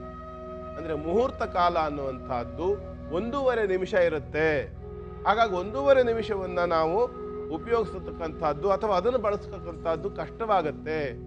ಹಾಗಾಗಿ 1.5 ನಿಮಿಷವನ್ನ ಬಳಸ್ಕೊಳ್ಳೋದು ಕಷ್ಟವಾಗಿರೋದ್ರಿಂದ ಅಥವಾ 1.5 ಮುಹೂರ್ತ ಕಾಲವನ್ನ ಬಳಸ್ಕೊಳ್ತಕ್ಕಂಥದ್ದು ಕಷ್ಟವಾಗಿರೋದ್ರಿಂದ 1.5 ಘಳಿಗೆಯನ್ನು ಹೇಳುತ್ತೆ. ಈ 1.5 ಘಳಿಗೆ ಅಂದ್ರೆ ಎಷ್ಟು ನಿಮಿಷ? 1 ಘಳಿಗೆ ಅಂತಂದ್ರೆ 24 ನಿಮಿಷ. 1.5 ಘಳಿಗೆ ಅಂದ್ರೆ 40 ನಿಮಿಷ. ಹೌದಾ? ಅಲ್ಲ. 1.5 ಘಳಿಗೆ ಅಂದ್ರೆ 36 ನಿಮಿಷ. 36 ನಿಮಿಷಕ್ಕಿಂತ ಹೆಚ್ಚು ಕಾಲ ಮುಹೂರ್ತ ಅಂತೇಳಿ ನಾವು ಬಳಸ್ಕೊಳ್ಳೋದಕ್ಕೆ ಅವಕಾಶ ಇಲ್ಲ. ಯಾಕೆ ಅಂತಂದ್ರೆ ಕಣ್ಣು ಮುಚ್ಚಿ ಬಿಟ್ಟು ಮಾಡ್ತಕ್ಕಂಥದ್ದು 1 ನಿಮಿಷ ಅಂತಲೂ 12 ನಿಮಿಷಗಳನ್ನು ಒಂದು ಮುಹೂರ್ತ ಅಂತೂ ತಗೊಳ್ಬೇಕು. ಇದು ಬಹಳ ಮುಖ್ಯ. ಇದಿನ್ನು ಬಹಳ ದೊಡ್ಡದಾಗಿದೆ ಕಾಲಗಣನೆ, ಅಷ್ಟೆಲ್ಲ ಬೇಡ. ಅಂತೂ ಹೆಚ್ಚು ಕಡಿಮೆ 36 ನಿಮಿಷವನ್ನು ಒಂದು ಮುಹೂರ್ತ ಅಂತ ತಗೊಳ್ಬಹುದು. ಅದು ಮ್ಯಾಕ್ಸಿಮಮ್. ಅದಕ್ಕಿಂತ ಹೆಚ್ಚು ಕಾಲಗಳನ್ನು ಮುಹೂರ್ತ ಅಂತ ತಗೊಳಕ್ ಬರೋಲ್ಲ. ಅದು ಒಪ್ಪಕ್ಕೂ ಸಾಧ್ಯ ಇಲ್ಲ. ಲಗ್ನ ಕಾಲಾವಧಿ ಎಷ್ಟೋ ತನಕ ಬೇಕಾದ್ರೂ ಇರಬಹುದು. 3 ಗಂಟೆ ಟೈಮ್ ಒಂದು ಲಗ್ನ ಇರುತ್ತೆ. 3 ಗಂಟೆ ಪೂರ್ತಿ ಮುಹೂರ್ತ ಅಂತ ತಗೊಳಕ್ ಆಗ್ತದ್ಯಾ? ಖಂಡಿತ ಸಾಧ್ಯ ಇಲ್ಲ. ಹಾಗಾಗಿ ಅತಿ ಹೆಚ್ಚು ಒಂದು 36 ನಿಮಿಷ ಇರುತ್ತೆ ಒಂದು ಮುಹೂರ್ತ. ಅದು ಕೇವಲ ಯಾಕಾಗಿ ಆಪದ್ಧರ್ಮ ಅನಿವಾರ್ಯ ಪದ್ಧತಿಯಲ್ಲಿ ಮಾತ್ರ, ಅನಿವಾರ್ಯ ಸ್ಥಿತಿಯಲ್ಲಿ ಮಾತ್ರ ಅದನ್ನು ಆ ರೀತಿಯಾಗಿ ನಾವು ಗಮನಿಸ್ಕೊಳ್ಬೇಕು. ಅದು ಬಿಟ್ಟು ಮನಸ್ಸೋ ಇಚ್ಛೆ ಮಾಡ್ಕೊಂಡು ಹೋದ್ರೆ ಬರೋದಿಲ್ಲ. ಇನ್ನು ಪಾಣಿಗ್ರಹಣ ವಿಚಾರ ಬಂದಾಗ ಗ್ರಹಣ ಮಾಡ್ತಕ್ಕಂಥದ್ದು ಪರಸ್ಪರ ಒಬ್ಬರ ಕೈಯನ್ನು ಒಬ್ರು ಹಿಡ್ಕೊಳ್ತಕ್ಕಂಥದ್ದೇ ಮುಹೂರ್ತ, ಅದೇ ಕಲ್ಯಾಣ ಅಥವಾ ಅದೇ ಮದುವೆ, ಅದೇ ಹೊಸ ಬಾಳಿನ ನಾಂದಿ ಅಂತ ಅರ್ಥ. ಹಾಗಾಗಿ ತಾಳಿ ಕಟ್ಟತಕ್ಕಂಥದ್ದು ಅಥವಾ ಇನ್ನೇನೋ ಒಂದು ಹಾರ ಹಾಕ್ತಕ್ಕಂಥದ್ದು ಅಲ್ಲ ಮುಹೂರ್ತ. ಹುಡುಗಿಯ ಕೈಯನ್ನ ಹುಡುಗನ ಕೈ ಮೇಲಿಡ್ಬೇಕು. ಎಷ್ಟೋ ಜನ, ನಾನು ಒಂದ್ ಕಡೆ ಮದುವೆ ಮಾಡ್ಸೋಕೆ ಹೋಗಿದ್ದೆ, ಅಲ್ಲಿ ಹುಡುಗ ಕೇಳ್ತಾನೆ, ಸ್ವಾಮಿ ನೀವೇ ನನ್ನ ಕೈ ಕೆಳಗೆ ಹಿಡಿಸ್ತಿದ್ದೀರಾ, ನನ್ನ ಕೈ ಮೇಲಿರ್ಬೇಕು ತಾನೆ, ನಾನು ಗಂಡು ಅಂದ. ನಾನಂದೆ, ಅಣ್ಣ ನೀನು ಗಂಡು ಹೌದು, ನಿನ್ನ ಕೈ ಮೇಲಿರ್ಬೇಕಾದ್ದು ಹೌದು, ಆದ್ರೂ ಒಂದು ವಿಚಾರ ಚೆನ್ನಾಗಿ ನೆನ್ಪಿಟ್ಕೋ, ತಗೊಳ್ಳೋನ್ ಕೈಲಿ ಮೇಲಿರೋದು ಯಾವಾಗ ಅಂತಂದು ನಶ್ಯ ತಗೊಳ್ಬೇಕಿದ್ರೆ ಮಾತ್ರ, ಮೂಗಿಗೆ ನಶ್ಯ ಏರಿಸೋರು ಮಾತ್ರ ತಗೊಳ್ಬೇಕಿದ್ರೆ ಕೈ ಮೇಲಿಟ್ಕೊಂಡಿರ್ತಾರೆ. ಇಲ್ಲ ಅಂತಂದ್ರೆ ಏನನ್ನೇ ಕೊಟ್ಟರು ತಗೊಳ್ಳೋರ್ ಕೈ ಕೆಳಗೆ ಇರುತ್ತೆ. ಗಂಡನ್ನ ಹೆಣ್ಣು ಖರೀದಿ ಮಾಡ್ತಾ ಇಲ್ಲ, ಕಿತ್ಕೊಳ್ಳೋದಕ್ಕೆ. ಖರೀದಿ ಅಲ್ಲ, ತನ್ನ ಪ್ರಾಣ ಅಂತೇಳಿ ಸ್ವೀಕಾರ ಮಾಡಬೇಕು. ಭಿಕ್ಷೆ ಅದು, ಕನ್ಯಾ ಭಿಕ್ಷೆ ಅಂತ ಹೇಳ್ತಾರೆ. ಭಿಕ್ಷೆಯನ್ನು ಸ್ವೀಕಾರ ಮಾಡೋರು ಹೇಗೆ ಮೇಲ ಇರುತ್ತೆ ಭಿಕ್ಷೆ ಸ್ವೀಕಾರ ಮಾಡೋರ್ ಕೈ. ಕನ್ಯಾ ಭಿಕ್ಷೆ ಬೇಡ್ತಕ್ಕಂತಹ ಒಬ್ಬ ಗಂಡು ತನ್ನ ಕೈಯನ್ನು ಕೆಳಗಿಟ್ಕೊಳ್ಬೇಕು, ಹೆಣ್ಣನ್ನು ಕೇಳಬೇಕು ಮಾವನಿಂದ. ಆವಾಗ ಮಾವನಾದವನು ಏನ್ ಮಾಡ್ತಾನೆ, ತನ್ನ ಮಗಳ ಕೈಯಲ್ಲಿ ತಾಂಬೂಲ, ಎಲೆ ಅಡಿಕೆ ಇತ್ಯಾದಿಗಳು, ಹಣ್ಣು, ವಿಶೇಷವಾಗಿ ನಾರಿಕೇಳ ಅಂದ್ರೆ ತೆಂಗಿನಕಾಯಿ, ಕುಲದೇವರ ಒಂದು ವಿಗ್ರಹ, ಸಾಲಿಗ್ರಾಮ ಅಥವಾ ಶಿವಲಿಂಗ, ತುಳಸಿ, ಬಿಲ್ಲುಪತ್ರೆ, ಹೂವು, ದಕ್ಷಿಣೆ, ಬಂಗಾರ ಇತ್ಯಾದಿಗಳನ್ನಿಟ್ಟು ಗಂಗಾ ನದಿ ನೀರುಗಳನ್ನು ಮಿಕ್ಸ್ ಮಾಡಿ ಹಾಲನ್ನು ಪ್ರಧಾನವಾಗಿ ಇಟ್ಟುಕೊಂಡು ಅದರ ಮೇಲೆ ಇಡ್ತಾರೆ. ಒಂದೊಂದೇ ಹನಿಯನ್ನು ಬಿಡ್ತಾರೆ, ಸುಮ್ಮನೆ ಬಿಡೋದಿಲ್ಲ.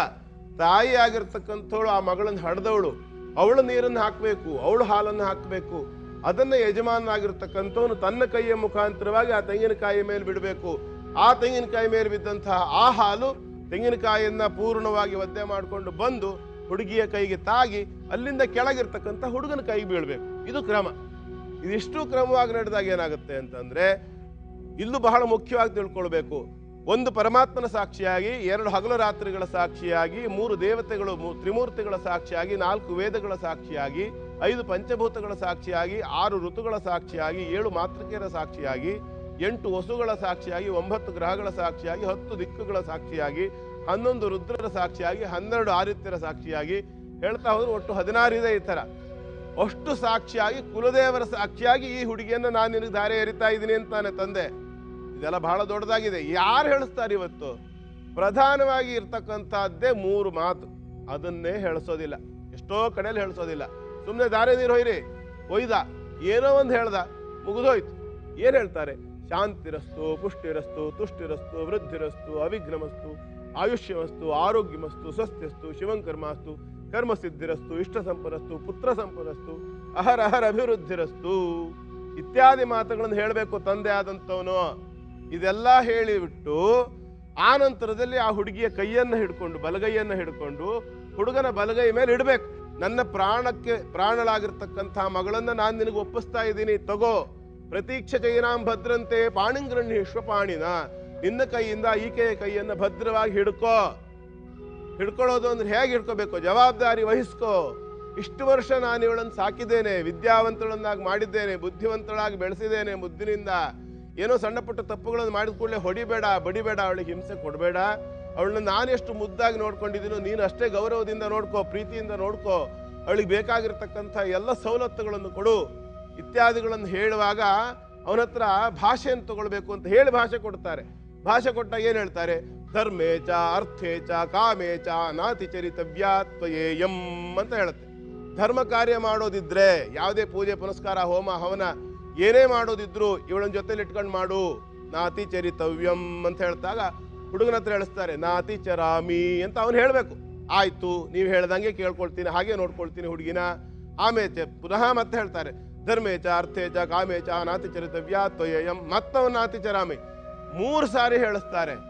3 ಸಾರಿ ಕಾಯ ವಾಚ ಮನಸ, ಮಾತಿನಿಂದ, ಶರೀರದಿಂದ, ಮನಸ್ಸಿನಿಂದ 3 ಕಡೆಯಿಂದಲೂ ಸಹ ಅವನು ಅದನ್ನ ಭೇದಿಸೋದಿಲ್ಲ, ಬಿಟ್ಟು ಹೋಗೋದಿಲ್ಲ. ಧರ್ಮ ಕಾರ್ಯ ಮಾಡ್ಬೇಕಿದ್ರೆ ಹೆಂಡತಿನ ಜೊತೆಲಿ ಇಟ್ಕೊಳ್ತೀನಿ, ದುಡ್ಡು ಕಾಸಿನ ವ್ಯವಹಾರವನ್ನ ಅವಳಿ ತಿಳಿಸದೆ ಕದ್ದು ಮುಚ್ಚಿ ಮಾಡೋದಿಲ್ಲ, ದುಡಿತೀನಿ, ಅವಳಿಗೆ ಬೇಕಾದ್ದನ್ನು ತಂದ್ಕೊಡ್ತೀನಿ. ಆ ನಂತರ ಬರ್ತಕ್ಕಂಥದ್ದು ಕಾಮೇಚ, ಕಾಮಸ್ಥಾನ, ಇಷ್ಟಾರ್ಥಗಳನ್ನು ತೀರಿಸ್ಕೊಳ್ತಕ್ಕಂಥದ್ದು, ಯಾವುದೇ ರೀತಿಯಾದಂಥ ಆಸೆಗಳನ್ನು ಈಡೇರಿಸ್ಕೊಳ್ತಕ್ಕಂಥದ್ದು. ಹೊಟ್ಟೆ ತುಂಬ ಊಟ ಮಾಡೋದು ಒಂದು ಕಾಮವೇ, ಮಕ್ಕಳನ್ನ ಪಡ್ಕೊಳ್ಳೋದು ಒಂದು ಕಾಮವೇ, ಯಾವುದೋ ಬೇಕಾಗಿರ್ತಕ್ಕಂಥ ಒಂದು ಸಿನಿಮಾ ನೋಡೋದು ಒಂದು ಕಾಮವೇ, ಅದನ್ನು ಸಹ ಆಸೆ ಅಂತ ಹೇಳುತ್ತೆ. ಹೀಗೆ ಧರ್ಮೇಚ ಅರ್ಥೇಚ ಕಾಮೇಚ 3ರಲ್ಲೂ ಸಹ ನಾನು ನಿನ್ನನ್ನು ಬಿಟ್ಟು ಹೋಗೋದಿಲ್ಲ ಅಂತೇಳಿ ಅವಳ ಕಣ್ಣಿನಿಂದ ಕಣ್ಣನ್ನು ನೋಡಬೇಕು ಅಂತ. ಹೇಗೆ? ಅಥವರಃ ಕನ್ಯಾಂ ಈಕ್ಷತೆ, ಆ ಸಂದರ್ಭ ಅವಳ ಕೈಯನ್ನು ಹಿಡ್ಕೊಂಡು ಅವಳ ಕಣ್ಣಲ್ಲಿ ತನ್ನ ಕಣ್ಣನ್ನಿಟ್ಟು ನೋಡಬೇಕು. ಅದು ಪ್ರಥಮ ದರ್ಶನ ಅಂತ ಹೇಳುತ್ತೆ. ಇಷ್ಟೆಲ್ಲ ಇರತಕ್ಕಂತಹ ಮದುವೆ ಎಷ್ಟು ಅರ್ಥಗರ್ಭಿತವಾಗಿತ್ತು ಹಿಂದೆ. 3 ದಿವಸದ ಮದುವೆ. ನನ್ನ ಮದುವೆ 3 ದಿವಸ, 12 ವರ್ಷ ಆಯ್ತು ನನ್ನ ಮದುವೆ ಆಗಷ್ಟೇ. ನನ್ನ ಮದುವೆ 3 ದಿವಸ ಆಗಿತ್ತು. ಇವತ್ತು ಬೆಳಿಗ್ಗೆ ಮದುವೆ, ಮಧ್ಯಾಹ್ನ ರಿಸೆಪ್ಷನ್ನು, ಸಾಯಂಕಾಲ ಫಸ್ಟ್ ನೈಟು, ಮರುದಿವ್ಸ ಬೆಳಗ್ಗೆ ಡೈವೋರ್ಸ್. ಈ ಸ್ಥಿತಿ ಬಂದಿದೆ ಇವತ್ತು ನಮ್ಮ ಪರಿಸ್ಥಿತಿ. ಅಂದ್ರೆ ಕಾರಣ ಏನು ಅಂದ್ರೆ, ನಮ್ಮಲ್ಲಿ ಜೀವನ ಎಷ್ಟು ಫಾಸ್ಟ್ ಆಗಿದೆಯೋ ಅಷ್ಟೇ ವೀಕ್ ಆಗಿದೆ. ಯಾವುದು ಅತ್ಯಂತ ಸೂಕ್ಷ್ಮವಾಗಿರ್ತದೆಯೋ ಆ ಸೂಕ್ಷ್ಮವಾಗಿರ್ತಕ್ಕಂಥದ್ದು ಅಷ್ಟೇ ದುರ್ಬಲವಾಗಿದ್ರೆ ಕಷ್ಟ. ಬಾಂಧವ್ಯ ಅನ್ನೋದು ದುರ್ಬಲವಾಗಿದ್ರೆ ಮಾತ್ರ ತುಂಡಾಗ್ತಕ್ಕಂಥದ್ದು. ಹಾಗಾಗಿ ಬಹಳ ಮುಖ್ಯವಾಗಿ ಎಚ್ಚರಿಕೆಯಿಂದ ಇವುಗಳನ್ನೆಲ್ಲ ಪಾಲನೆ ಮಾಡ್ಕೊಂಡು ಬಂದಾಗ ಮಾತ್ರ ಶಾಸ್ತ್ರ ಸಂಪ್ರದಾಯಗಳನ್ನು ಸರಿಯಾಗಿ ಪಾಲನೆ ಮಾಡಿ ಅದೇ ರೀತಿ ನಾವು ಜೀವನವನ್ನು ನಡೆಸಿದರೆ ಮಾತ್ರ ಜೀವನ ಸಫಲವಾಗಿರುತ್ತೆ. ಇಲ್ಲ ವಿಫಲವಾಗುತ್ತೆ, ನಿಷ್ಫಲವಾಗುತ್ತೆ, ದುಷ್ಫಲವಾಗುತ್ತೆ. ಇನ್ನು ಎಷ್ಟೋ ಕಡೆ ಮುಹೂರ್ತ ಪಾಲನೆ ಮಾಡೋಕ್ಕಾಗೋದೇ ಇಲ್ಲ, ಸಮಯಕ್ಕೆ ಸರಿಯಾಗಿ ಗಂಡು ಬರೋದೇ ಇಲ್ಲ, ಇಲ್ಲ ಸಮಯಕ್ಕೆ ಸರಿಯಾಗಿ ಹೆಣ್ಣು ಸ್ಟೇಜಿಗೆ ಕರ್ಕೊಂಬರೋದೇ ಇಲ್ಲ, ಇಲ್ಲ ವಿಡಿಯೋದವರಿಂದ ಎಷ್ಟೋ ಕಡೆ ರಗಳೆ ಆಗ್ಬಿಡುತ್ತೆ. ಆ ಫೋಟೋ ಹೊಡೆಯೋ ಹೊಡೆತಲ್ಲಿ ಇನ್ನೇನೋ ಒಂದು ರಗಳೆಯಿಂದ ಸರಿಯಾಗಿ ಮುಹೂರ್ತ ಸಾಧನೆ ಮಾಡೋಕ್ಕಾಗೋದೇ ಇಲ್ಲ, ಮುಹೂರ್ತಕ್ಕೆ ಸರಿಯಾಗಿ ಮದುವೆ ಆಗೋದಿಲ್ಲ. ಆ ನಂತರ ಅನೇಕ ಸಮಸ್ಯೆಗಳು ಬಂದ್ಬಿಡುತ್ತೆ. ಹಾಗಾಗಿ ಮುಹೂರ್ತ ವ್ಯತ್ಯಾಸವಾದಾಗ ಮುಹೂರ್ತದಿಂದ ಬಂದಿರತಕ್ಕಂತಹ ತೊಂದರೆಗೆ ಮುಂದೆ ಅನೇಕ ರೀತಿ ಕಾರಣಗಳು, ಗಂಡ ಹೆಂಡತಿ ಮಧ್ಯೆ ವೈಮನಸ್ಸೆ ಬರ್ತಕ್ಕಂಥದ್ದು, ವೈರುಧ್ಯ ಬರ್ತಕ್ಕಂಥದ್ದು, ಸಂತಾನ ಆಗದೇ ಇರುವಂತಹದ್ದು ಇತ್ಯಾದಿಗಳೆಲ್ಲ ಅನೇಕ ಸಮಸ್ಯೆಗಳು ಬರಬಹುದು. ಈ ಮುಹೂರ್ತ ವ್ಯತ್ಯಾಸದಿಂದ ಬರಬಹುದಾದ ಸಮಸ್ಯೆಗಳೇನು, ಅದಕ್ಕೆ ಪರಿಹಾರವೇನು, ಜೊತೆಯಲ್ಲಿ ಸಂತಾನ ಆಗ್ತಾ ಇಲ್ಲ, ಸಂತಾನಹೀನತೆ ಇದೆ ಅಂತಂದ್ರೆ ಅದಕ್ಕೆ ಏನೇನು ಕಾರಣಗಳು, ಅದಕ್ಕೆ ಪರಿಹಾರ ಏನು ಇತ್ಯಾದಿ ಸಮಸ್ಯೆಗಳೆಲ್ಲ ನಿಮ್ಮ ಮನಸ್ಸಿನಲ್ಲಿ ಬಂತಲ್ವಾ? ಈಗ ಇಷ್ಟೆಲ್ಲ ಆಯ್ತು, ಸರಿ ಗುರೂಜಿ, ಇದಕ್ಕೆಲ್ಲ ಪರಿಹಾರಗಳೇನು? ಹಾಗಾದ್ರೆ ಮುಂದಿನ ಸಂಚಿಕೆಯವರೆಗೆ ಕಾಯಲೇಬೇಕು. ಮುಂದಿನ ಸಂಚಿಕೆಯಲ್ಲಿ ಎಲ್ಲಾ ವಿಚಾರವನ್ನು ತಿಳಿಸ್ಕೊಡಿ. ಧನ್ಯವಾದಗಳು ಗುರೂಜಿ. ವೀಕ್ಷಕರೇ, ಈಗ ಜ್ಞಾನ ದರ್ಪಣ ವಿಭಾಗ.